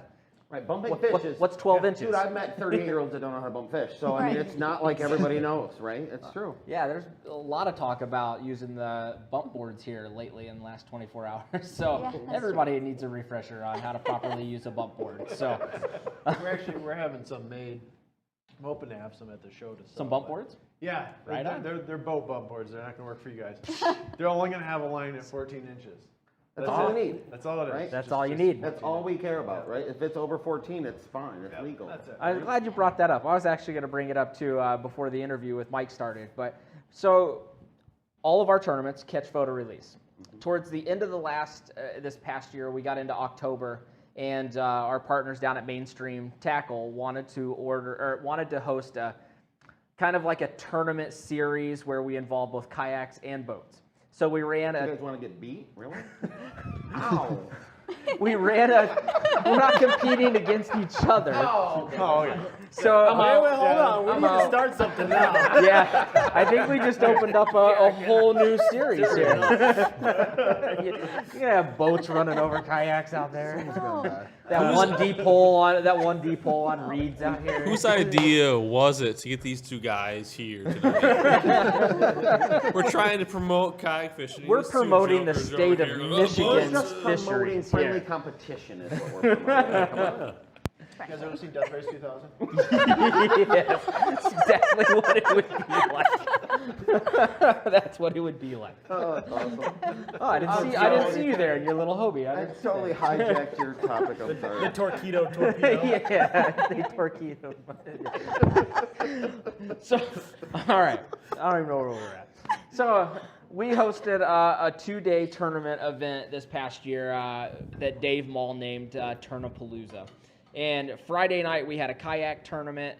Saturday morning we had a boat tournament, and followed by a kayak tournament the following day. Switched it. Friday night we had a boat tournament. Saturday Friday morning. night was the boat tournament? Yeah. All right, my bad. It's okay. So with the boat tournament, everybody that signed up to compete in the boat tournament, because it was a CPR boat tournament, we weren't set up and skilled enough to do weigh-ins or anything like that, and we wanted to stick with the CPR style tournament.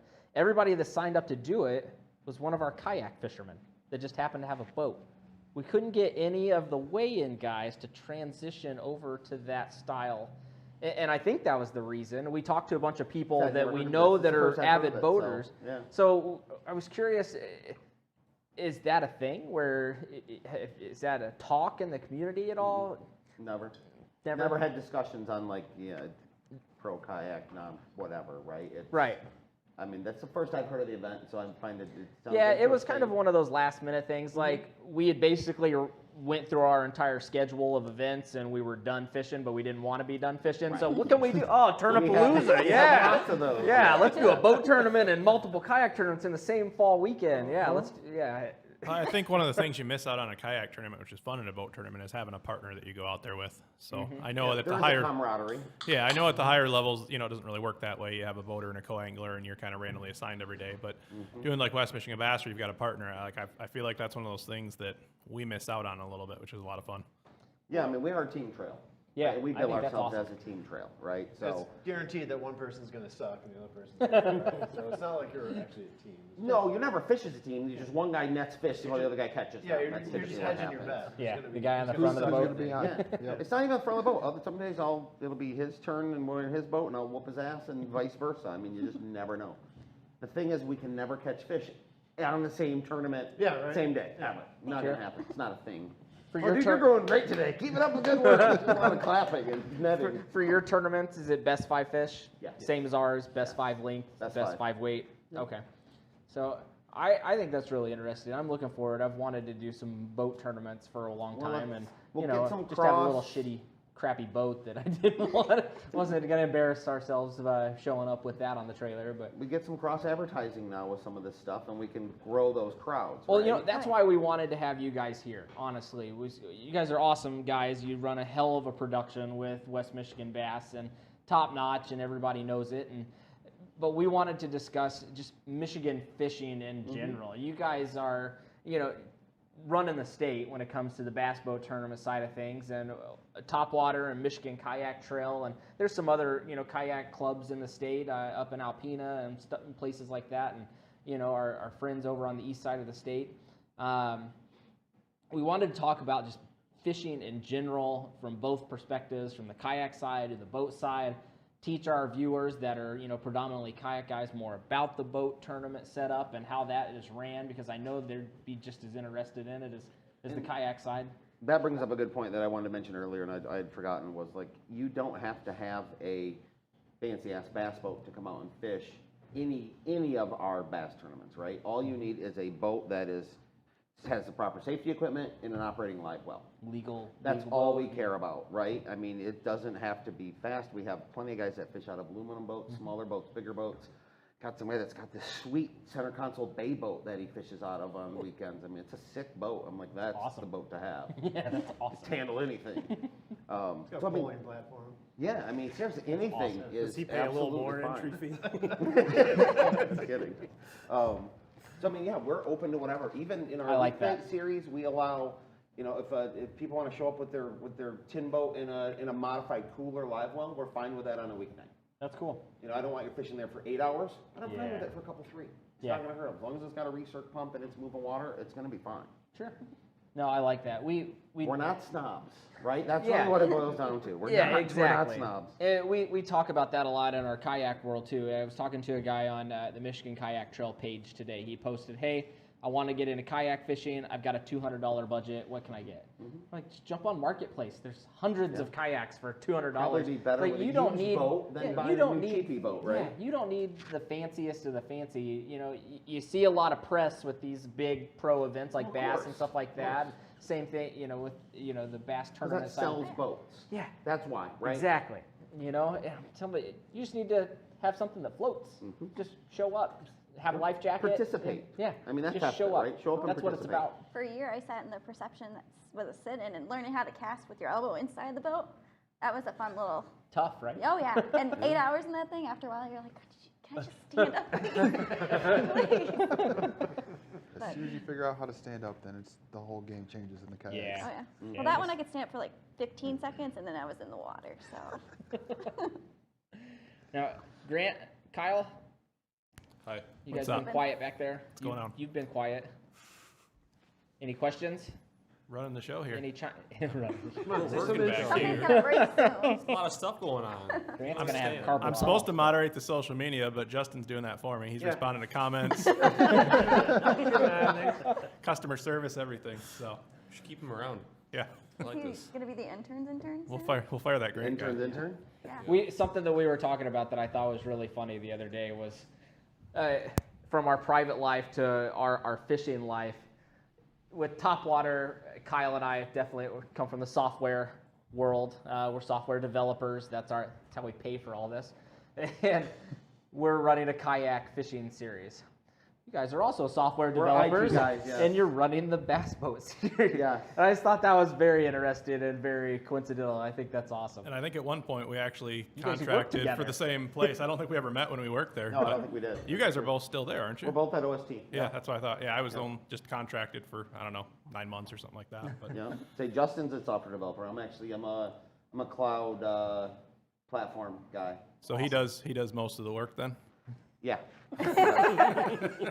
Yeah. It's a lot of work just being me, believe me. It's a full-time job. Yes, that's how I feel. Let Kyle do most of the work. do most of the work. It's I'm hard just enough gonna be just being me. It's hard being me. Even when Mike tries to do stuff, I just yell at him. So Right. Right. Don't turn that camera on. Don't turn that light on. Don't move that. so Kind of a dick. Wait, what? That's your one comment for the episode. Hi, I'm doing great. You're kind of a dick. Hey, what'd you do last week? It got conversation great. going. So You're a dick. He gets all this Denali gear and he thinks he can just say whatever he wants. Now he's a big deal. pretty much. Dude, I know the Denali rap, and I'm gonna call him. That's right. You got that on speed dial, just so you know. You're not. You're So a I'm- This company in a positive light right now. on this board here it says Grant, and then there's a mute button next to it. So I'm just gonna hit that.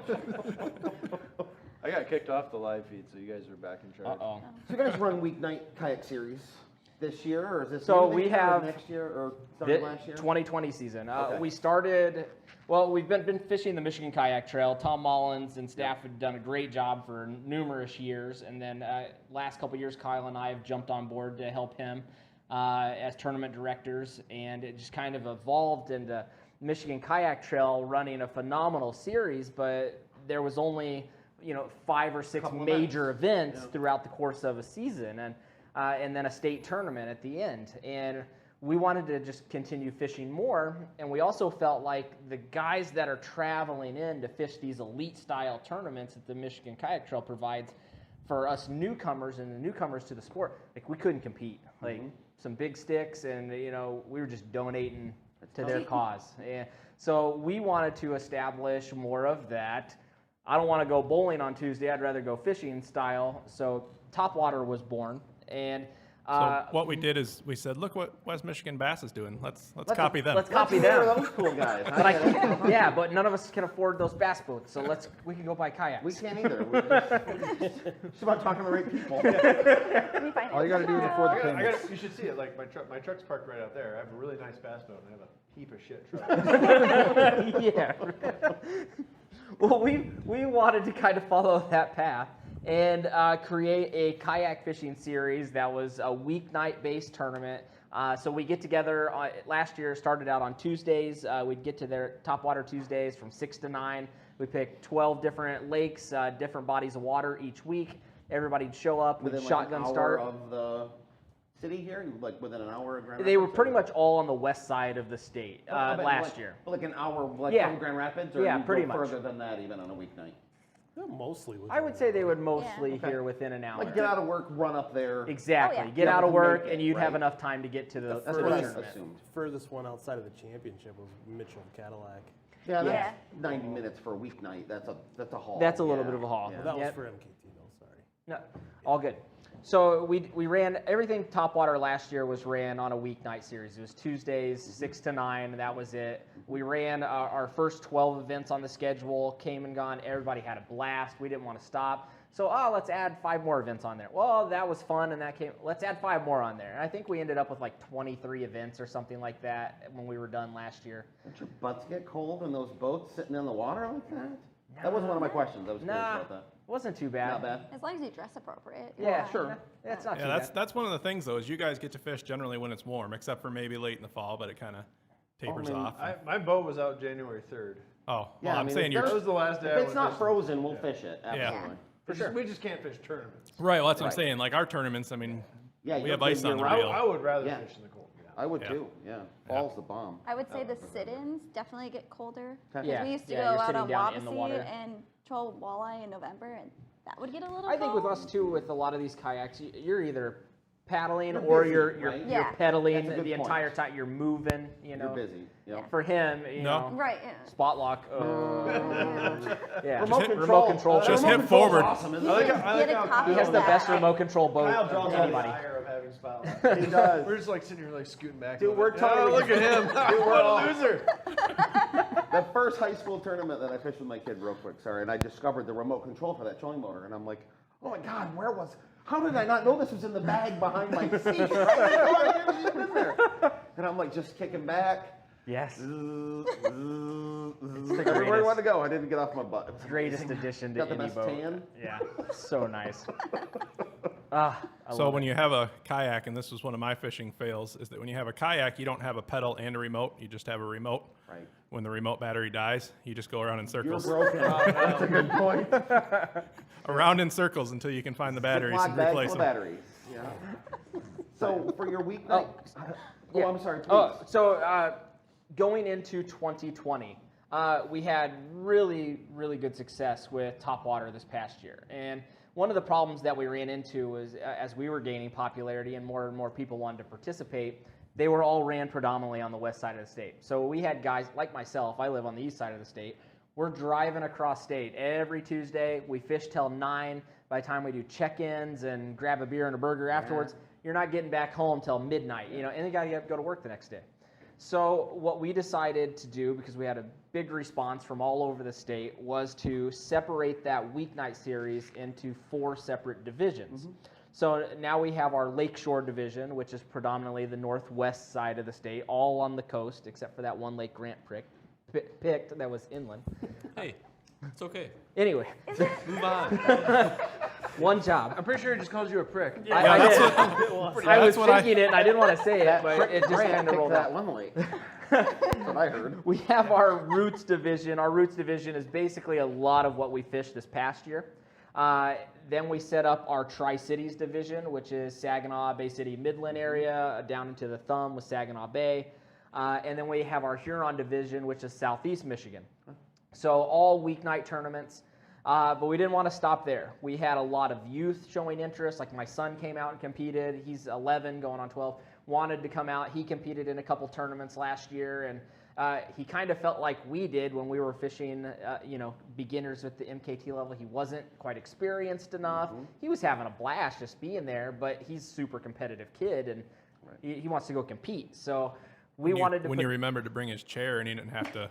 He didn't have to pedal the kayak with his hands. I forgot his chair for his kayak, so he was like sitting on a flimsy milk crate and like pedaling with his hands, and I felt like the worst at. But I didn't care. That I was fishing. Yeah, no, he didn't. I totally ditched Wasn't him. He was with Uncle Kyle, so I went to the other side. Yeah, he didn't care. He's like, oh, I forgot your seat, and then away he goes. That's what I would do. Your Uncle Kyle's problem now. Was that the swan lake? That was the swan attack lake. Yeah, and that was really Carmine's.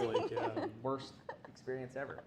Swans So- are nasty. Swans are mean. So we developed a mean. youth series. Our Every youth time. series will take place on Saturdays, and they won't start until later on in the year. We're not going to start those till like mid-June. We'll let the water temps warm up and be the warmest they can be And those for the kids are out still there. in school and stuff too, Yeah, right? let 'em get out of school. Sports and, yep. Exactly. So youth series are on Saturdays starting in June. Our 4 divisional series are all weeknights, either on a Tuesday or a Wednesday night, scattered all over the state. We have a trail series that's a legit competitive trail series. That's a 12-event schedule that starts out. It's the first event we do, which is right on the Indiana-Michigan border down in Coldwater. And then I think by the 3rd event, we're up in the UP on Manistee Lake. Wow. So we cover north, south, east, and west. It's a Yeah. legit state of Michigan trail. We cover the whole region. Awesome.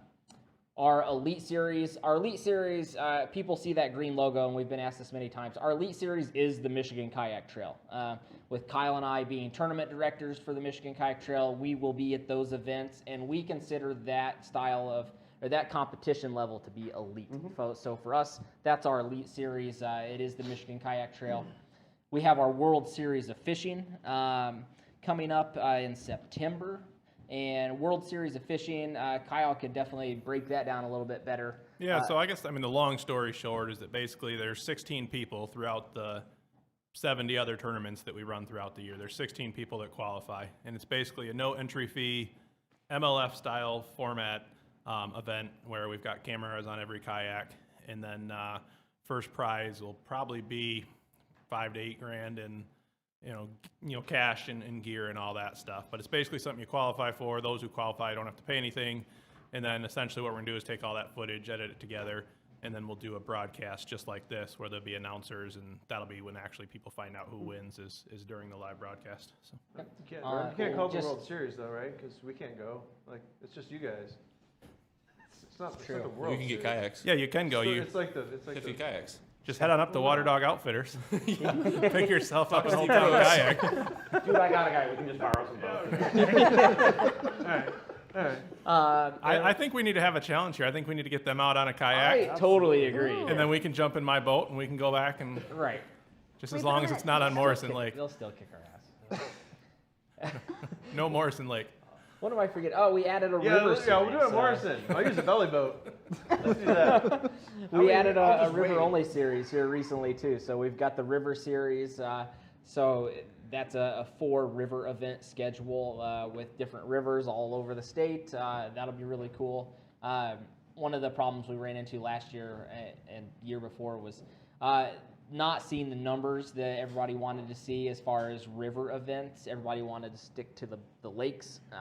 So getting more and more people involved in the river series is going to be a big push for us this year too. So all in all, I think we started out with 12 last year, and I think this year we have 82 events on our schedule going into 2020. No kidding. So and our Sunday trail series, I didn't say was on our trail series is on Sunday. So we've got Tuesday, Wednesday, Saturday, Sunday.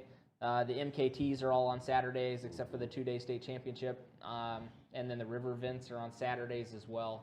So we're kind of covering most of the week there with kayak tournaments throughout. So much fishing. No kidding. I think what it really says, too, is the quality of the fishing community just in general Yes. in the state of Michigan, but for sure over here in West Michigan, that you really think about that just between the two, that's 300 tournaments that People all want to fish.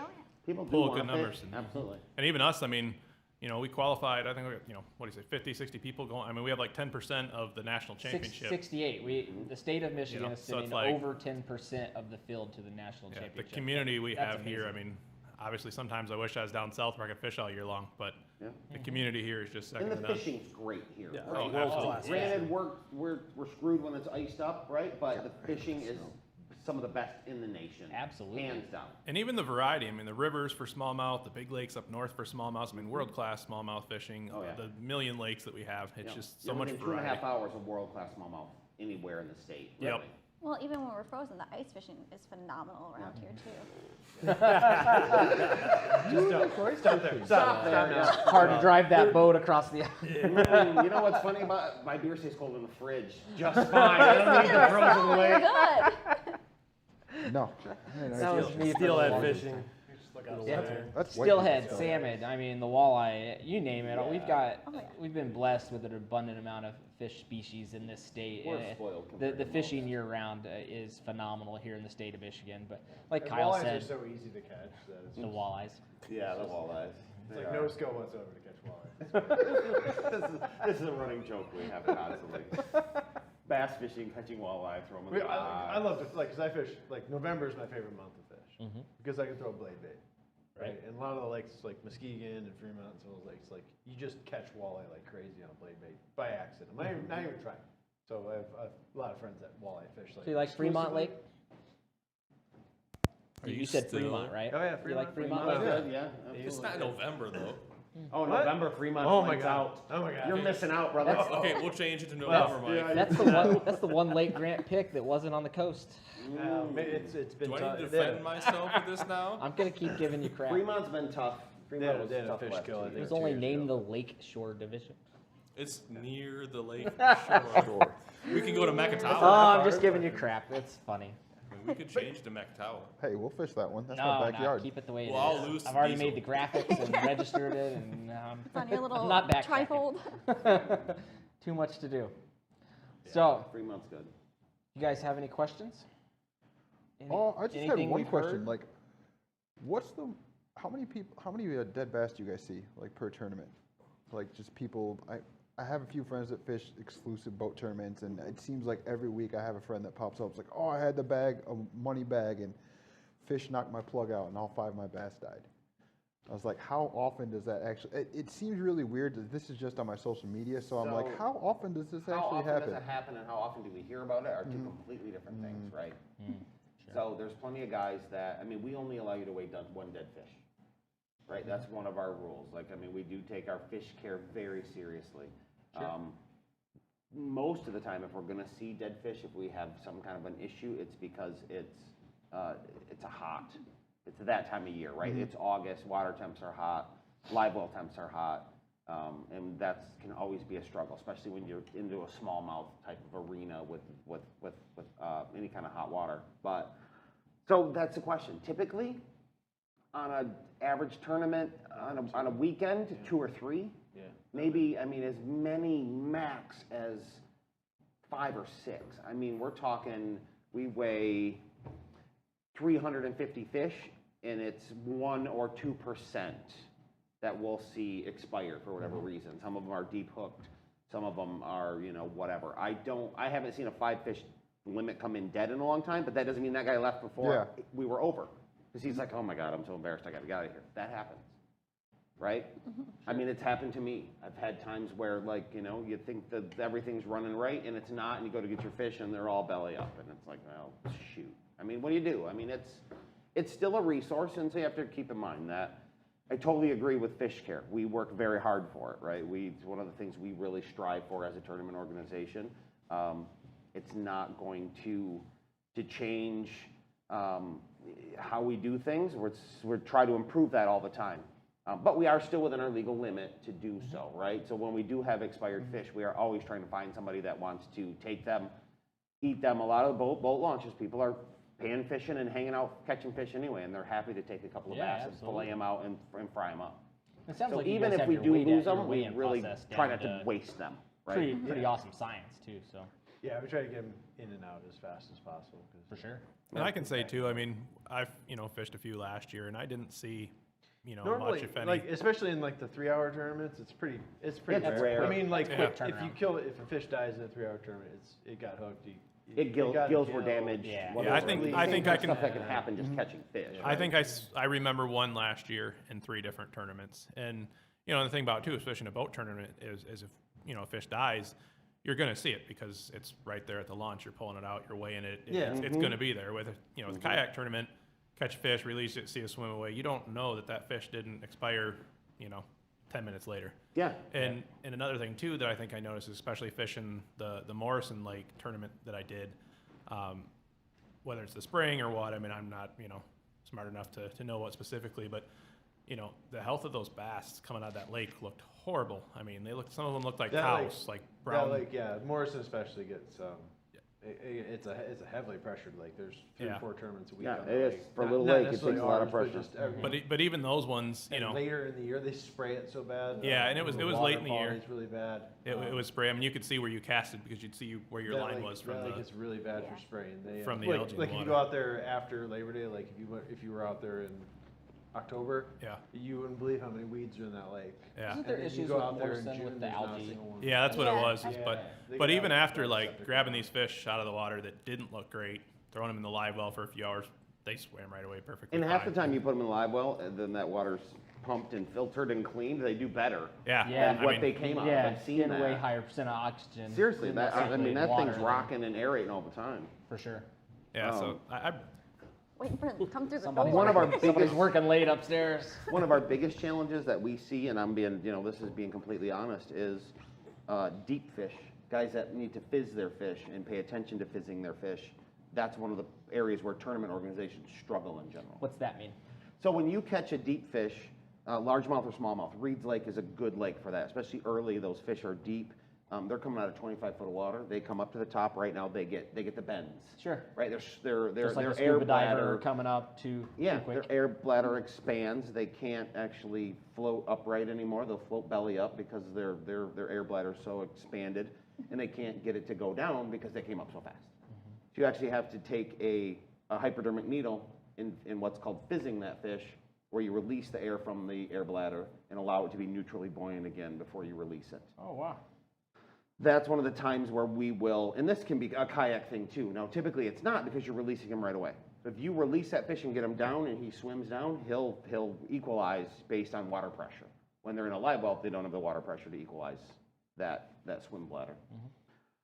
So where we find it is reeds, I've seen it several times. Guys will have fish that are bent.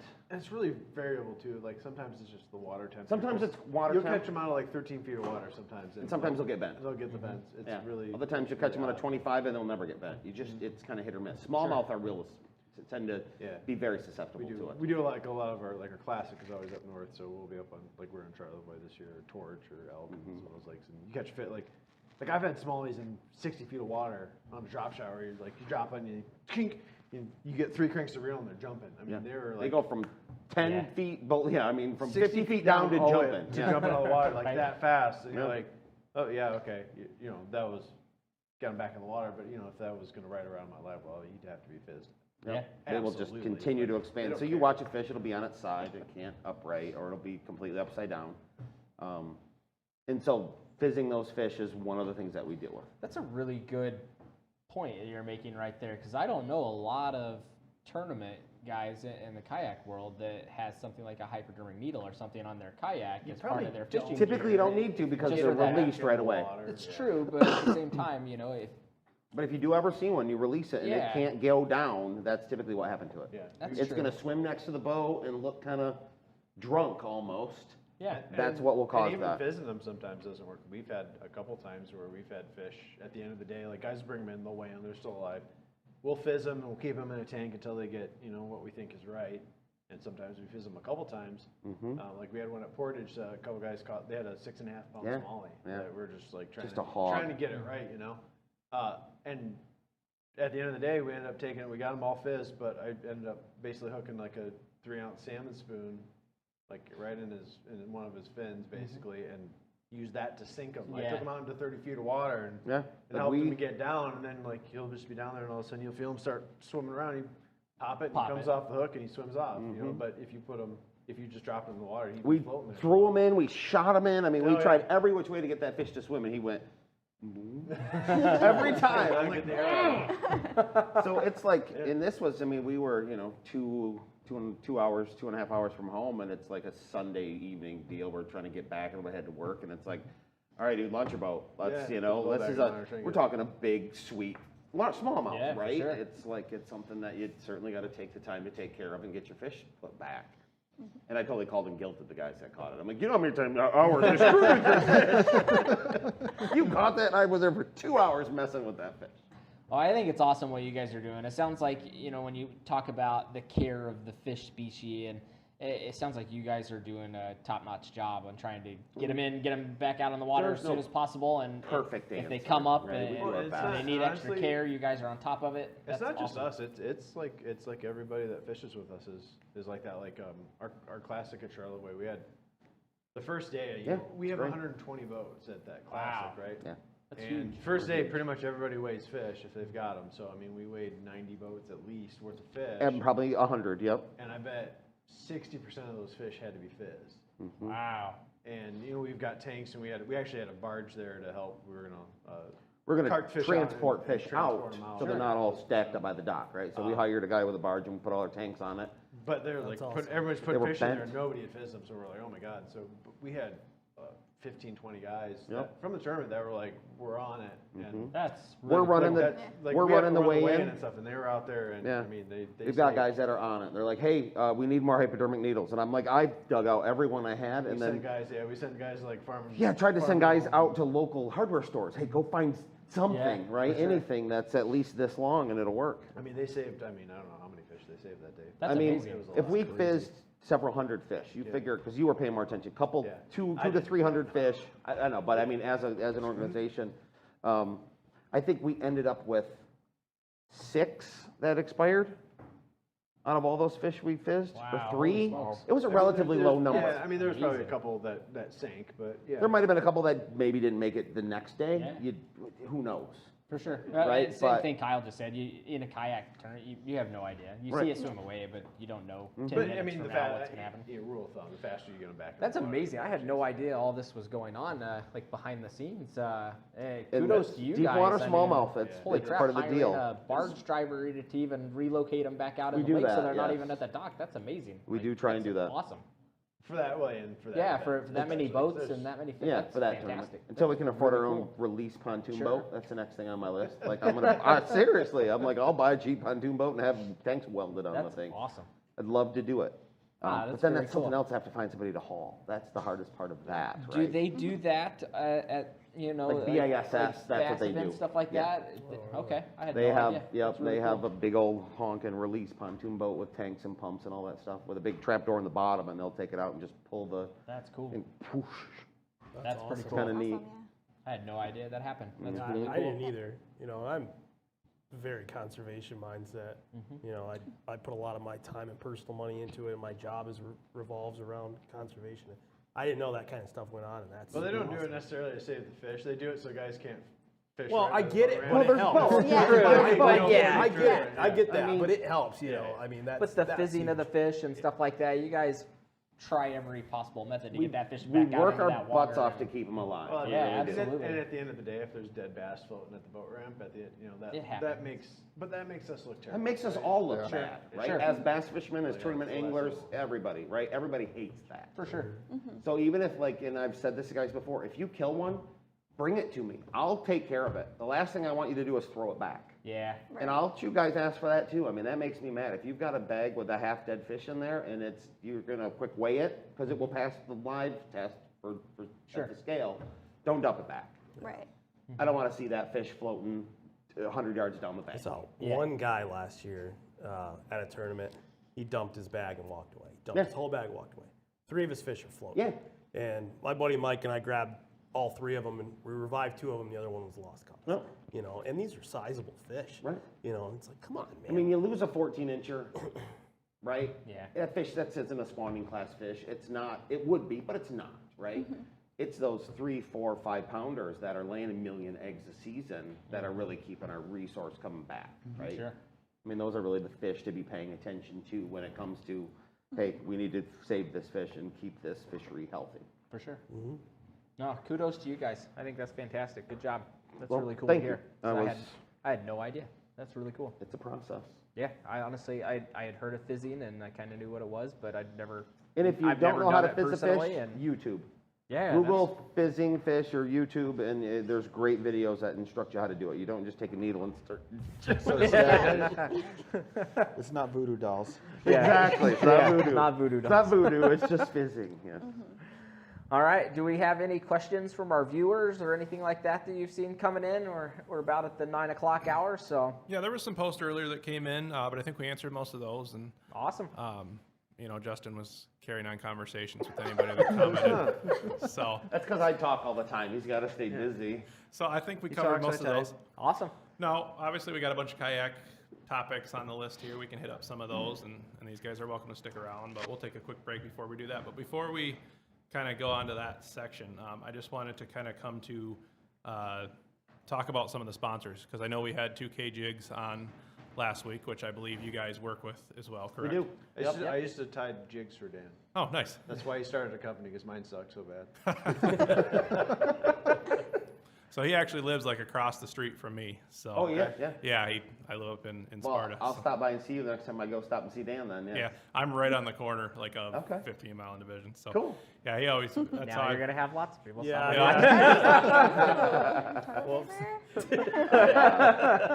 So that's how I met him. But and then so one of our announcements that we wanted to make is that DNR has jumped on and decided to be one of our sponsors for 2020. So we're still working out the deal with that. And then you guys actually work with DNR, I believe. DNR is a great partner. They're a really great company to work with. And you're running a big series for them this year now, isn't that We correct? do. Yeah, we run the DNR, their tournament trail, their boat trail.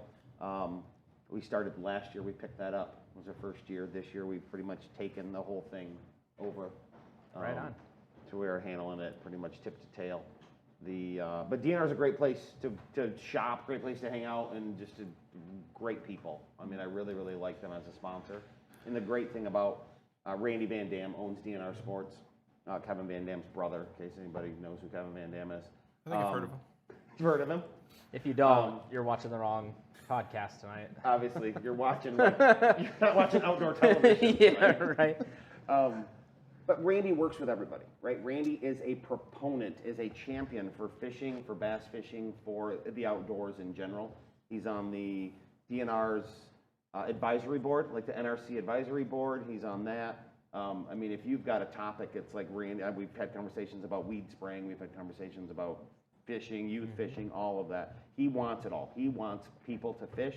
The more people that fish, at the end of the day, the more people in there that are buying stuff from him, absolutely. which makes perfect sense. But he doesn't. He puts his money where his mouth is, right? And he supports everybody. So I mean, really, it's a great company to work with as a partner and to go and patron as a buyer of things. And Absolutely. They have kayaks, they have bass boats, pontoon boats, you name it, they've got it. Yeah, including all the absolutely. best We were tackle. very excited to partner up with DNR Sports. Working with the Michigan Kayak Trail and DNR this past year, they were a great sponsor and showed up to our state championship and was passing out gift certificates and hanging out with us up there. And a couple of the guys came out and fished with us at our Grand River tournament at the end of the Topwater season last year, and was just hanging out with those guys, having a great time. Grant's sister, Megan, actually, we got involved with her on the marketing side of things there at DNR, and she's been an awesome source of information. And I believe starting next week, we're going to introduce a new segment to the Topwater Live podcast where it'll just be short little 5-minute segments or so, and it's going to feature someone, whether it's Megan or someone from DNR Sports. They're going to jump on, talk for a couple minutes about something going on at DNR, whether it's a product, whether it's a sale, whether it's a boat or kayak or whatever it may be, and just kind of give you a behind-the-scenes look and information about what's going on at DNR Sports. Each new week, we're going to drop a new discount promo code on the screen for that episode, so anybody can jump on dnrsports.com. They're getting ready to launch a new revised website, so I need that. and so very excited about that. So people are going to be able to jump on, check out the new website, use the new discount code, and take a look at whatever product we preview that particular week. So We want to help them out as much as they're helping out all of us, and awesome. you know, keep everybody in the Michigan and out of state, for that matter. If you see this, you can still have them ship it to you. So Yeah, that's one of my favorite things about them too, is that, I mean, obviously we're close, but if I order anything, it's next day. I mean, as long as I order it by midday, it is literally at my house the next day. They do not waste any time. So I make the mistake of going down there. I was just going to say, I should do that because I end up going down there. I don't think it helps either way. But Before I moved up here, I used to work right next to DNR, so I would just like walk stop on the way across home and or be like, every "Oh, day. I was gonna go over next door and spend half my paycheck there. easy to do. Yeah, it Easy to doesn't do. take Easy to long. do. Doesn't take Don't much. take your kid there. Oh yeah. Kid likes for to sure. fish, don't take. I mean, seriously, it's like last time I didn't have anything and there was We're not plugging $150 our in his sponsor. bag. So- I mean, yeah. So last year I had a bracket for a Humminbird 360 that I didn't need. It didn't fit, and so Tom Mullins knew somebody down there that could use it on a build. So I went down there and sold this bracket. And I don't remember how much I got for it, but I still left with less money even after they paid me for the bracket. There is absolutely everything down there that you could want. I mean, it's the best selection of the electronics, trolling motors, whatever. Everything. They've got a great stock of everything. Yeah. And I think it says a lot. I mean, last year, Michigan Kayak Trail, they did an amazing package for Angler of the Year. This year, working with us, obviously they've worked, with you guys. I think it means a lot to show that a company is, continually working with all these different series. Absolutely. Yeah, it does. It shows a lot. They're giving back to the community that is ultimately, supporting them, retail-wise. So for them to give back to all these different clubs and series and support us the way that we want to support them, I think that shows a lot. Like you said with Rob, he's putting his money where his mouth is, and it shows, and helping our clubs, because we're going to take that, whatever product donation and discounts we get, we're giving it right back to our angling community and helping people out with products and gear and discount codes and stuff, and to help them keep growing in their angling career. So it's a great partnership for all of us all the way around. So we definitely wanted to talk about DNR tonight, and we were talking about 2K and Dan being on the show last week. And Yep, 2K's love got an Dan, amazing and product. 2K's amazing. Yeah, absolutely. Yep. All right. I mean, he does most of that, right? I mean, there's Hands-on, 100%, he said. Yeah, I mean, at different times he'll have a buddy come in and pour. We'll get together for big shows and package baits, and I mean, we'll try and help him out whenever we can as friends and whatnot. But yeah, watching that business grow over the last several years has been fun. That's really cool. He's done just a killer job. That guy's got marketing skills. He figured out social media before a lot of other companies in the area did. So just one last question, and I see it all the time with your shows and around. Tell us about the rod company that's on your hat there. Oh, so Cashin Fishing Rods is a sponsor of West Michigan Bass, sponsor of some other local guys here. Paul Benson is the VP of Cashin. I actually met him 2 years ago at the Novi show. Got a chance to get to know him. Met him through Dan. Actually, Dan Hatchew originally ran into him somewhere and was working with Cashin on some stuff. And being able to, we picked him up as a sponsor. We gave away a bunch of Cashin rods last year. I actually replaced a lot of my rods with Cashin rods. I'm very, very pleased. They are not local to Michigan. They're a U.S.-based company. They're built, manufactured in Sanford, North Carolina, I believe it is. And yeah, just super happy with the product line, the people. It's a really cool company to work for, and all of the guys that are on staff for them that I've met are just really cool guys too. Yeah, absolutely. You tend to run into a lot of bigger companies and big rod companies, and you don't know who you're talking to or who's doing this or who's doing that. I mean, I've got Paul Benson on speed dial. That's awesome. I've got his staff guys that I've got some in Muskegon, and I've got guys in Indiana. We're all getting together at the Classic next weekend. Nice. Paul rented a house for us all. That's awesome. So we're going down there to hang out for a couple of days, do the Classic thing, work the show, screw around, and have a good time. And Cashin is right on board with that. That's so very it's cool. a great company to work Yeah, with. we hung out with them a little bit over in Detroit at the show. Jeremiah and couldn't Brad. stop taking my hands off the product. Yeah. It was such amazing I know. work that they do, and super nice guys. Mm-hmm. And we've heard nothing but good things about them. And we had Scott Butcher on the show a couple weeks ago, who was recently sponsored with Cashin. Couldn't be happier. Guys Yeah, over the moon absolutely. with that partnership. I agree. keep hearing nothing but good things about those guys. And when we look at, and we've talked about this, when we look at sponsors for West Michigan Bass, and I should probably do a sponsor mention here at some point before we wrap please this whole thing up. plug away. Yeah, absolutely. But we look for sponsors that things that we would use, things that we like, things that we're interested in. Like, I won't take product or money or whatever from a company that I think their stuff is either A, subpar, their message isn't good, they're not giving back, they're not doing what I think makes sense for the community, whether it's our community or any other community for that matter.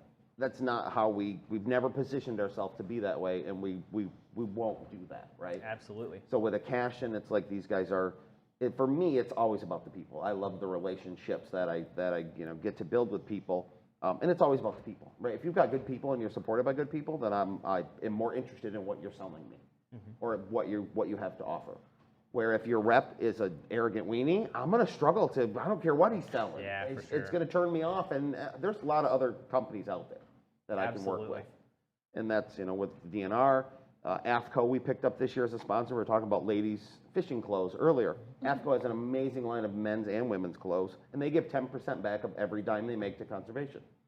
They even do things with the plastic bags that if you fill up with trash from around the launch, and as you're fishing and whatnot, bring them back and they'll give you a $25 or $50 gift certificate toward their product. That's awesome. I mean, that's all coming out of their pocket. They make the bag, you fill it up, and they give you money for giving it back to them. That's killer. I mean, it's a cool program, right? They do some really great stuff. We're happy to have them, happy to be working with them. So I mean, there's just a lot of organizations out there that are giving it back and putting the effort into it that we are as anglers and as tournament organizers. Yeah, right? absolutely.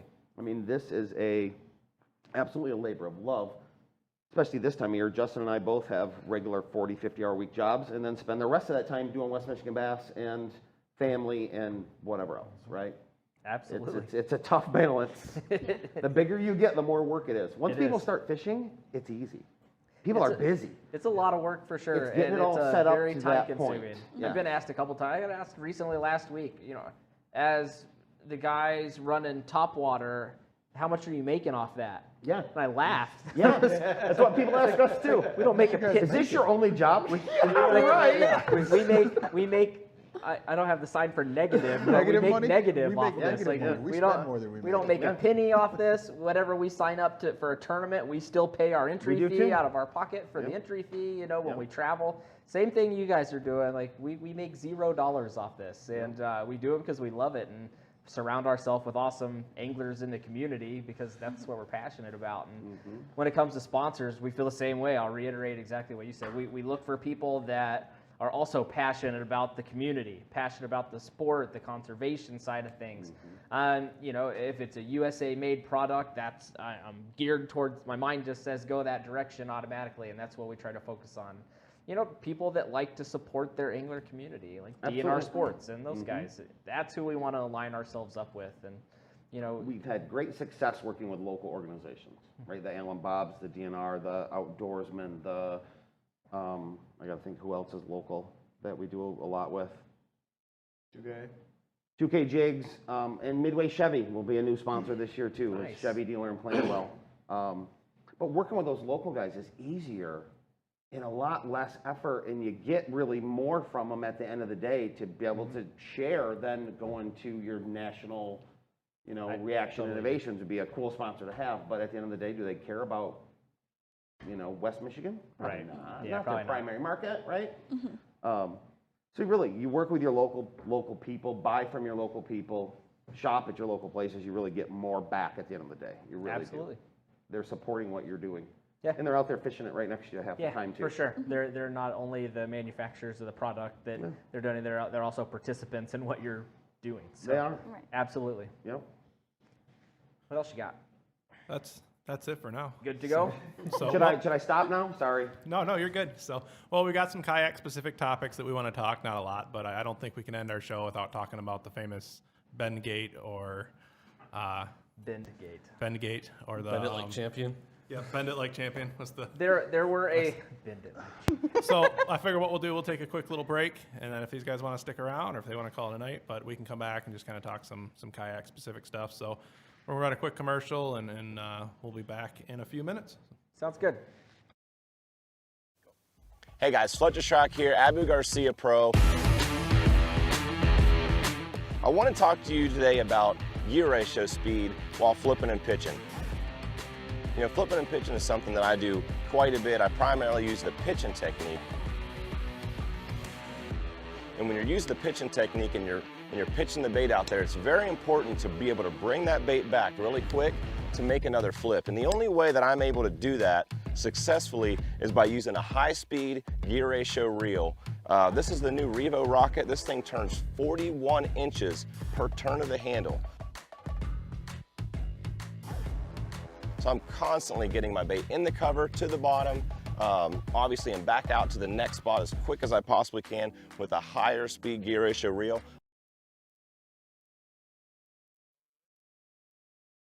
Water Dog Outfitters.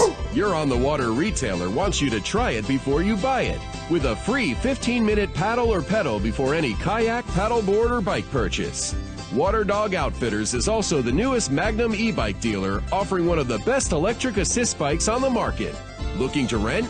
Water Dog Outfitters offers kayak, paddleboard, and bike rentals too.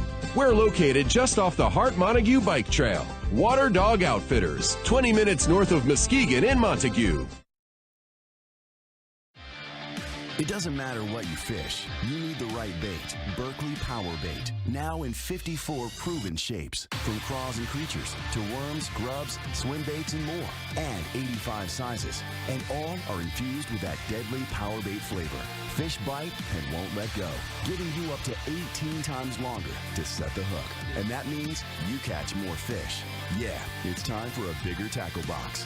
Berkley, catch more fish. Hey everyone, Abu Garcia Pro, Hunter Schrock here. I want to talk about my favorite rod in the Abu Garcia lineup, the Veritas series. I have a ton of confidence in this rod. It's one of the first rods I've ever used, and it's grown with me throughout the years. And there's so many great characteristics on this low price point rod. First is the foam handle. Has a great locking seat for your reel that's going to keep it secure at all times. Moving all the way up to the bait keeper here, it's a very unique bait keeper that you can slide your Texas rig in, not having to unhook it from your plastic. All the way up to the blank, it's 30-ton graphite. It's super light, strong, and durable, very sensitive, and the titanium guides are light and also very strong. If you haven't checked out this Abu Garcia Veritas rod, I suggest you do.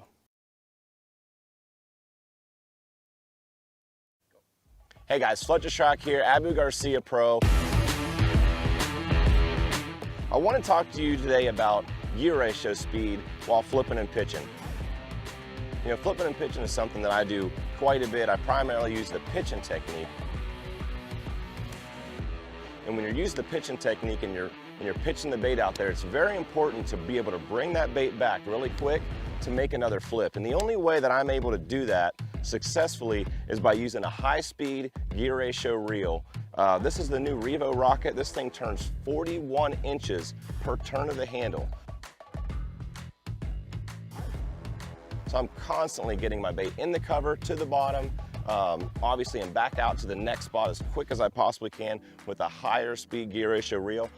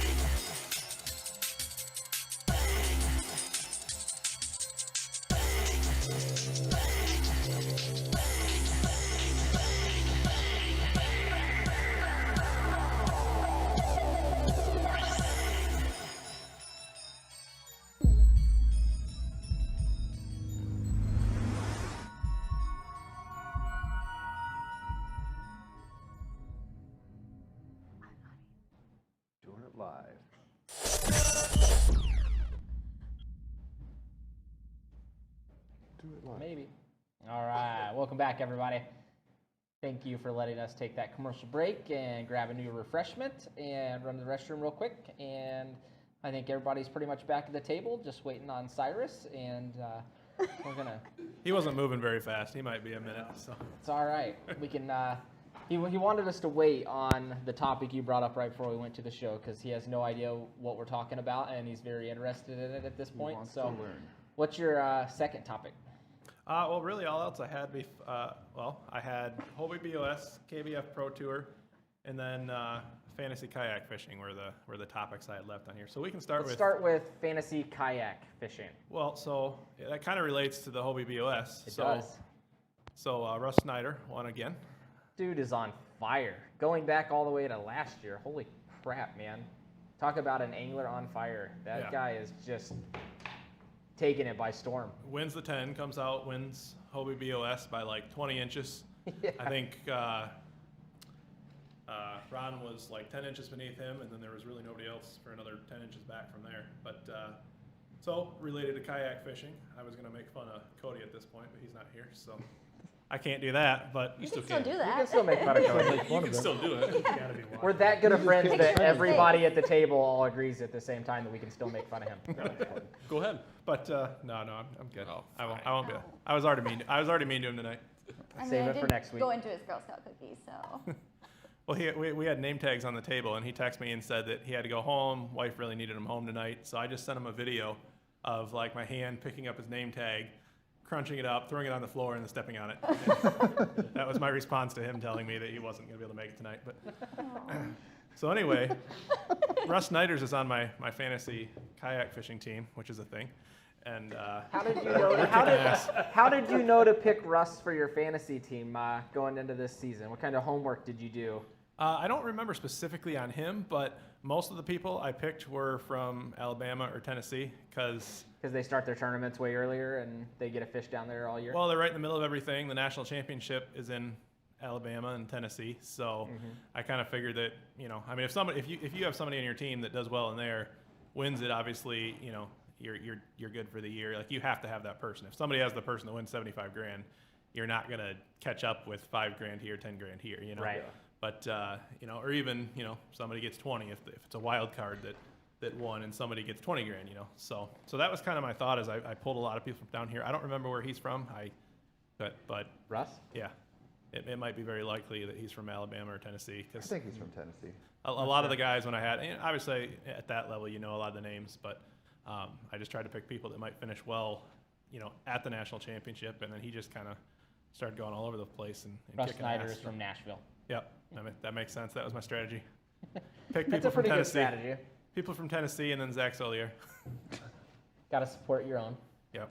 Yeah, my fantasy team, I picked all Southern guys. Actually, that was kind of my thinking is they fish down there year round. They're used to that weather, and the tournament season starts down there so much earlier than it does all over the rest of the country that if any of them finish in the money these first 2 months of the season, it's going to take a lot for these other guys to catch back up, once the other trail series start up. And well, Russ is already up at $19,000 or something like crazy. that. So. Yeah, guy's on fire. Cody just has Christine on his team. That's the only person. So he said he didn't even want to fill the other slots. He was happy with his choice. She's a awesome fisher lady, so I think she's going to put some numbers up on the board too. So She had those back-to-back 11-pounders. yeah, those back-to-back 11-pound bass. That's amazing. I'd be like shaking. Did you watch the videos of her catching those things? That was pretty great. Holy smokes, man! Her reaction to see that excitement was a true reaction. Yeah, Anybody would have the that same was not reaction. because I've got a camera rolling. That was No. oh my god! That was I a have holy shit. freaking This giant, thing is massive. And then to catch another one, Right? Yeah, back-to-back. Like that's an amazing experience. I'm not sure.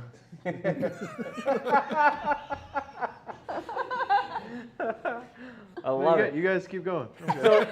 So Bass Bow Tournament, you guys don't have a fantasy league? I am my own fantasy league. No, they do. They have, the Elite Series and those, they have a bunch of that thing. I don't. You don't participate in the fantasy series? I don't. The kayak series was new to a fantasy series was new to. Cyrus is back. We've us been this live year. for like 6 minutes. Well, to be fair, our restroom, like we're in the corner of the building. Our restroom's a good like 150 yards at the other end of the building. So You gotta like, run you fast. gotta. The you monorail gotta, broke down on the way over. we need little hoverboards here. Like I've been petitioning for those. Yeah, Instead of Segway? we don't need to keep buying cameras and stuff. Like we need a Segway in here to get There to the you go. bathroom and Yeah, back. after a bunch of beers, it's basically like a dead sprint. Cyrus wasn't one running too fast. It's not my strong suit. It's 9 o'clock. There was nobody in the office right next door. So, Their plants needed Yeah, watering. Fine, be water, that pot For of sure. plant, it's good. That's why all these plants are here. Yeah. Yeah. it is. there is a lot of flora here. All right, so we are talking about the Bend Gate, or hashtag Bend It Like Champion, as I saw today, which I died laughing on that one. So let's get that picture thrown up here. So In the kayak fishing world, this was all the buzz the last Oh, the 24 bending hours. boards. Yeah. Yep. Yes. over like 800 comments on this, plus all the other threads. I started half of them, but so essentially, I mean, should we give some backstory on Ron Champion for these guys? yeah. Well, yeah, fill us in. Little backstory. The whole gossip thing, come on. I saw a little bit online about it. Maybe it was on you guys' page too. Yeah, it might have been. So yeah, I mean, Ron is a very successful kayak angler. He has been for quite some time. He runs, I believe, I don't have a great knowledge, but a couple different organizations. He's definitely one of those guys that I would say is like extremely like well respected when it comes to our industry. I think NRS, which is a big kayak paddling, clothing wear, has a products named after him or that kind of bear his name. So I mean, he's definitely, when it comes to big names in the industry, up there and extremely well respected. And so starting this morning, the picture that we had up there was popped up that basically, showing his board, being bent at a darn near close to 45-degree angle. And, people are essentially saying that when the board's bent like that, that fish is going to, push down that board potentially. It's going to be longer. Yeah, it's going to be longer. And there was people arguing that it wasn't. I don't necessarily know how you can argue against that. I mean, they're assuming that, the fish is going to bend the exact same way that the board is, and that's just not going to happen, And the other thing, too, is that the way a fish's tail is that when you bend it like that, it's going to, on a big fat fish, you're going to lose length on the tail because the fatness of the fish is going to lift up that tail and make it kind of flop over. So by, bending it like that, it's very likely that you can increase that. So those pictures were shown, and essentially it was uproar from, on one side, you got people going, oh, he's a good guy, don't worry about it. And then on the extreme other side, you've got people going, oh, there better be legal action and all this kind of stuff. And, obviously there's been people in our sport and, boat fishing world as well that have went to jail for cheating and all that kind of stuff. It's not something that gets playing around with. So that was kind of the big event of the day. So we can kind of open it up. I'd like to kind of hear some of your guys' opinions, and of course I'll share my own because I always do. Yeah, I see rules being changed going forward. Well, settle down, Mike. To spur this type of controversy, because if you've got 50% of the field here saying no big deal and 50% of the field here saying, oh, definitely a big deal, then you have to do something about it as a tournament director and running a series. You've got to acknowledge it and pay attention to that kind of stuff, because you want a legitimate as possible playing field across the board. It's a money tournament. People paid money to be here, so it needs to be as legitimate as possible as you can get it. I don't think Ron was doing anything wrong here. I think Ron is a stand-up guy. I think I don't know him personally, but I followed his career. He's well known and respected throughout the industry. He had a boat with a camera on him fishing the entire 2 days. He had someone following him, filming him the entire time he was out there, knowing that he's on film. He's taking these pictures. And then if you don't know Ron, look at his size as a person in that kayak. He's what, 6'3"? Dude, he's and tall. Yeah, he said he's 6'3" and a little bit north of 300. And over 300 pounds. Now, Big boy. I am, not quite a foot shorter than me. But when I go to take pictures of fish on my board, I still have to like cross my legs and lean over to get that fish on that board, hold it and take a picture. I can't imagine what a guy, at 6'3" and over 300 pounds, his posture has to be on that board. I get it. The board is clearly bent at an angle in that kayak, but I also think that it comes down to maybe his size in that kayak and his ability to take that picture. I don't know if I could bend all the way over with a flat board and even in that picture, and he's loaded up with the PFD, which we have to wear, and it looked like it was a little bit colder, so he had rain gear on and all that stuff. I mean, it's hard to move and all that stuff. And his reason essentially was because a lot of people will put the boards at an angle like that, but they're usually the other way. They usually have the end of the board up so that the fish slides into the gate, which makes sense. So his was kind of the opposite way. So that's just kind of a little bit different. But he says basically that he kind of sticks one leg underneath his seat. He's got to lean way over to be able to do that. And so, I think it's plausible. And yeah, I mean, knowing people that respect him, that I respect, I mean, he's kind of almost like Jackson Orr in that sense where like he's one of those guys I don't think many people can, imagine him doing wrong. You don't have anything bad to say about the person. Yeah. Well, I think there's two things there too that, when you're operating at that high level, there's a lot of pressure to perform, a lot of pressure to win, to be successful. Your sponsors expect that. Obviously, they expect you to not take incriminating photos, number one, is what they expect, but they do expect you to do well. And so there is always I think, a chance, a possibility to bend the rules, so to speak. Yeah. No pun intended. No pun intended. No pun intended. Yeah, pun intended. No, pun. All right, you're right. Pun intended. To put those finishes on the board, right? Yeah, for sure. To have that good showing. When you're making a living off of that and you're fully sponsored out like that, and like you said, you got clothing lines named after you because of your success, there's pressure there. So to be able to succeed and remain on top, you gotta do what you gotta do, I guess, to get there. But I think that in that situation, I have a hard time believing that he is, and I don't know the guy from Adam, dumb enough to be in a situation where somebody's taking a picture and he's cheating. Right. That would just be insane at any level. And he's got a video boat on him at all these times. I mean, That's my point. There's video of these catches, and you can see the board bending in the thing. So to think that, for him to think he was doing something wrong and have that happen, I don't think that. Yeah, if it was an issue, he would have been caught years ago. I'm gonna guess he does My this all point. the time. Right. Like, I this was going to is say just- that's this is probably his his process. normal. This is his process. His normal Like, process. everyone has a different process. This is probably his, and it's probably the first time we're getting it fully pictured for a video.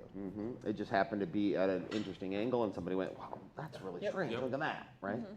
And yeah, I mean, I went back and I went to last year and I looked up, this tournament here, like we already said, he was 10 inches in front of the person that was, in third place. So if you look at that, I mean, if you take off, you say he got that quarter inch, you say he got a half inch on every one, let's just say, an extreme, he still destroyed the person underneath him. So is that a big margin in kayak fishing? Oh yeah, it is. I mean, every quarter inch. So it comes down to fractions. Literally of a an inch. fraction of an inch can So- declare first place to yeah. So I mean, a lot of times it's very close. It's usually not like that where there's a 10-inch difference. Somebody It's- walking away with it. Yeah, it's usually a quarter inch, a half inch, an inch maybe. But so for example, last fall at one of the trail events, or actually I believe it was last spring, he won by a half an inch. So you could start to look at that and you could go, all right, 10 fish over 2 days. Yeah. A lot of times, and everybody's like, oh, well, it's not going to do a quarter of an inch. Well, it doesn't have to do a quarter of an inch. If you're just in front of that line, if it's a 20 and a half inch fish, but it's almost 23 quarters, and that board bends, and now you got a 23 quarter, and you do that over 4 fish over, 10 fish, well, then you just took second instead of third. So at the end of the day, he still caught those fish. He didn't, he still caught those fish. He's still performing at that level. I don't think he actually meant to cheat. There's nothing in the rules theoretically saying you can't do that. It's one of those gray area things, and that's what I posted up today. I said, Do you have one of those boards? handy or here? No, I mean, do you have one? Like, let's go buy some carp at the Go catch some carp in the river and we'll try it out. We'll see what. Oh yeah, there was videos posted today. I saw like 3 or 4 videos of the brand new scientist out in their garage trying to debunk clay Mythbusters. It bends like this. If I put this much The pool noodle one is my favorite. The pool noodle one, I saw a measuring. Some guy taking a pool noodle like it was a fish.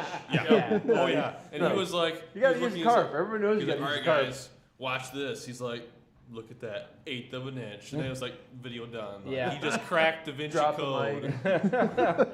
I saw all kinds of new Mythbusters being born today. It was a slow day in the community. A lot of people had some spare time It was a slow day in the internet.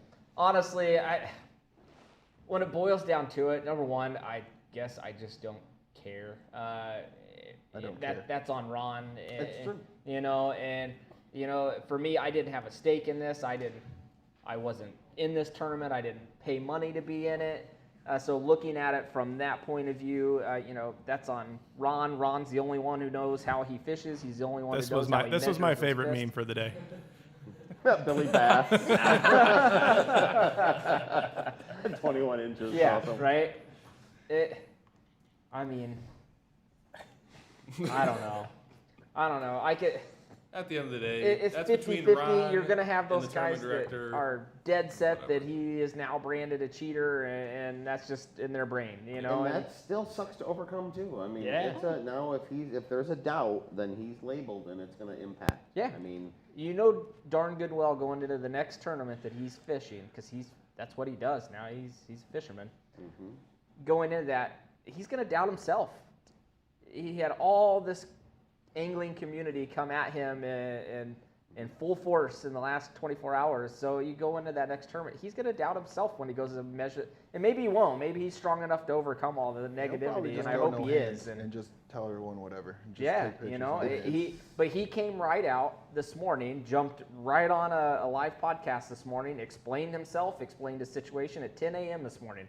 Yeah, it was still going on, and he was doing a live interview basically. Yeah, explaining himself, showing it, and honestly, there isn't a rule that says that you can't take that hog trough. Number one, quit buying hog troughs.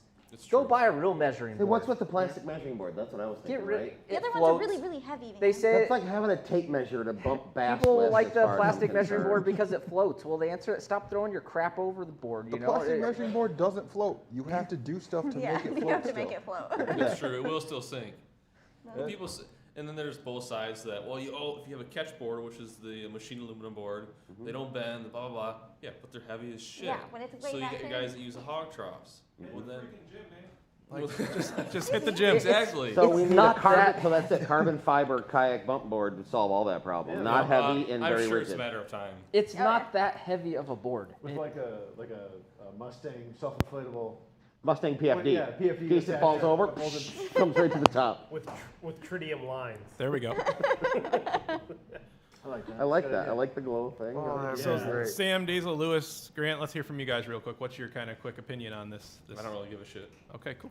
I know Diesel doesn't honestly, care. I really did not care. Like, it came across my timeline probably numerous times. I'm just like, I don't care. This is just, it's just something that happens, and everyone's so up in arms. And I'm like, why? I'm like, why are you so up in arms? It's not. I didn't really find it as a big deal. It is exactly what you said earlier today. It's a gray area. There's nothing in the rules that says you can't push your hand down and get it, and it flexes. It flexes. It's the same reason when they use that. What is it? The fish stick. The fish stick flexes a little bit, and that was a big thing. You're gonna get a little bit of inches a couple inches every here and there. On that. If you don't want this to be a problem, make the catchboard the standard, and it's never going to be an issue again. You're not flexing this big hunk of aluminum. If everyone is so up in arms, like, oh, we can alter this, just every tournament, make the catchboard the standard thing, and it'll solve all the problems. Absolutely. I'm surprised it's not. Just get live wells. There are trails. They do. Hobie has one.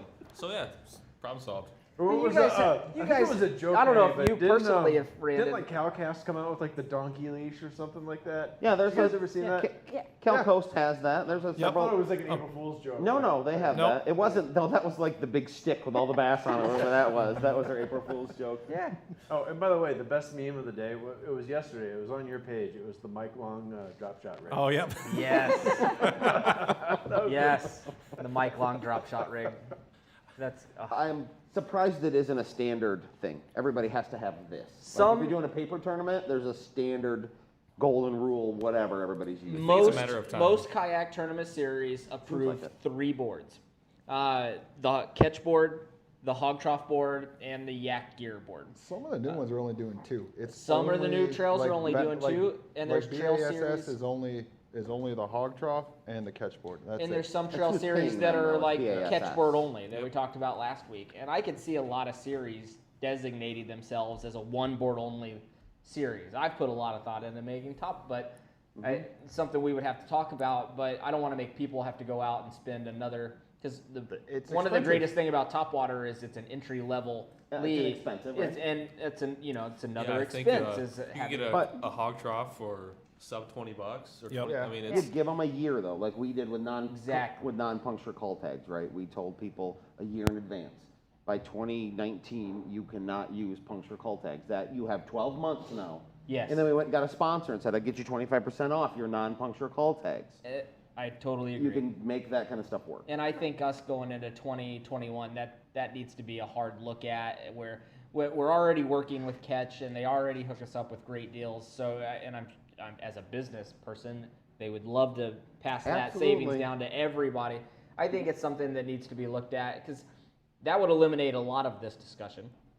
With hog troughs, we ran into the discussion a year ago where on the lines on the hog trough, they wear off. It's plastic, and the lines wear off. So people are taking Sharpies, and you have to redraw your lines on your. The hog trough comes with no lines on it. Basically, you have to go in there, and you're going to have to take your Sharpie, and you have to mark so everything. Is it just scored? Yeah. It's scored. just scored. So you have to mark it so the judge can see it. Yep. So you use a thick Sharpie versus a small Sharpie, and put those lines closer together. Well, your fish is going to get closer to that thicker Sharpie line. I did that. Same argument. Thick. Yeah. Yeah.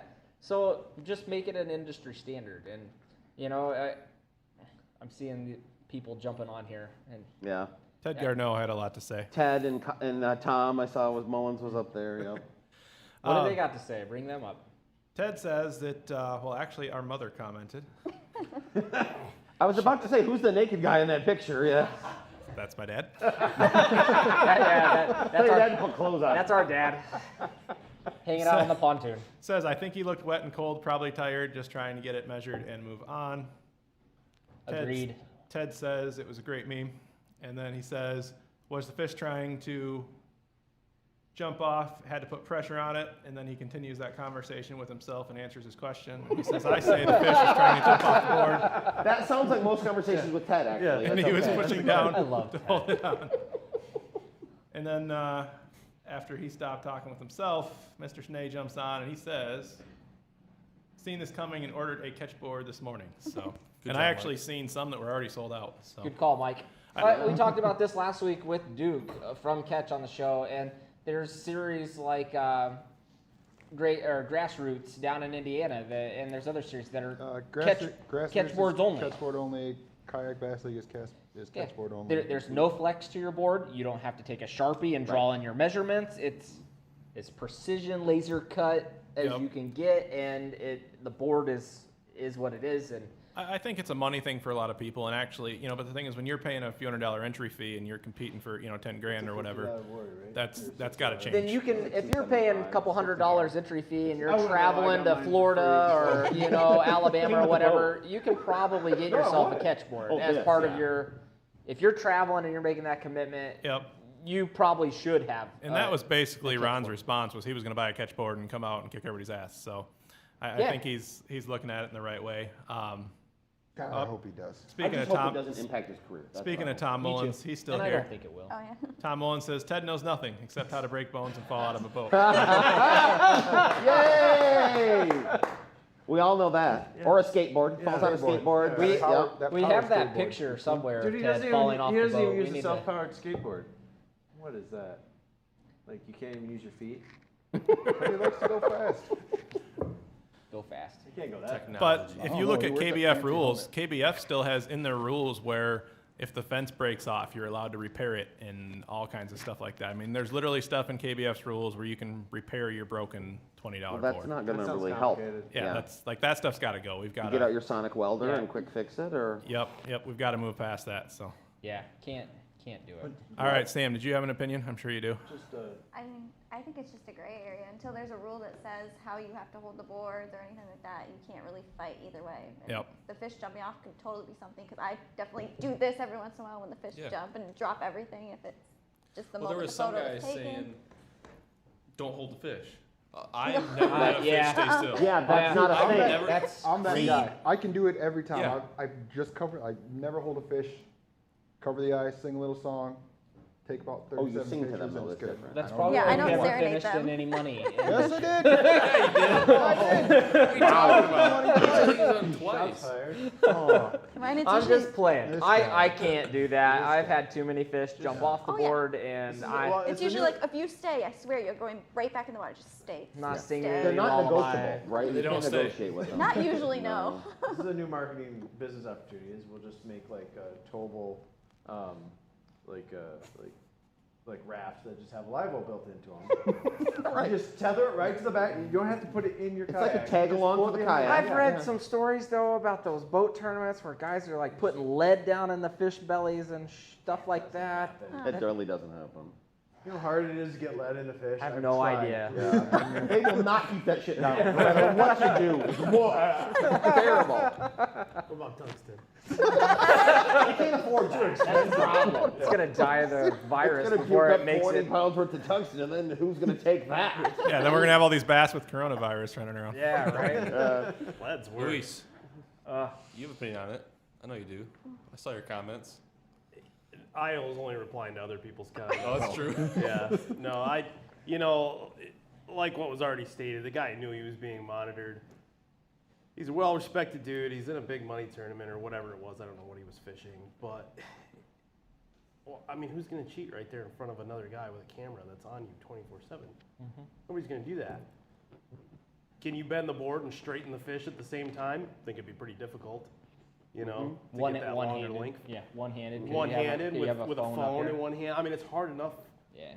alone just trying to take a fish flat, picture of a fish flat, and keep it there, and yeah.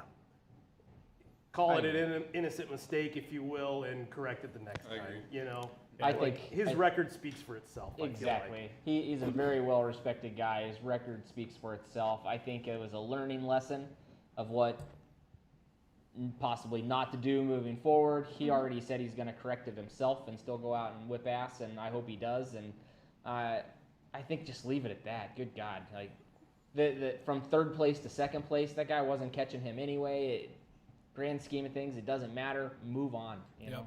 Yeah, I think, and I said it earlier, I said the thing that made me most angry about the whole thing is not that people were looking at the situation and how to fix it or what the rules were. It was that you were either in the camp of, I know this guy and he definitely didn't cheat because I like him, or you were in the camp of, I don't know him, and he's a cheater. And Find the best meme I can find. Yeah.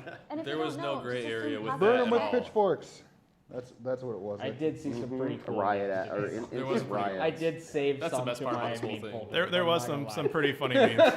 I think this Kyle guy, I can't remember his last name. He Something sounds about cool. like, a new company coming out. He sounds cool. Kyle's What was new that? company sounds amazing, and I already inquired on Pro Staff and So discount. did I. Yeah.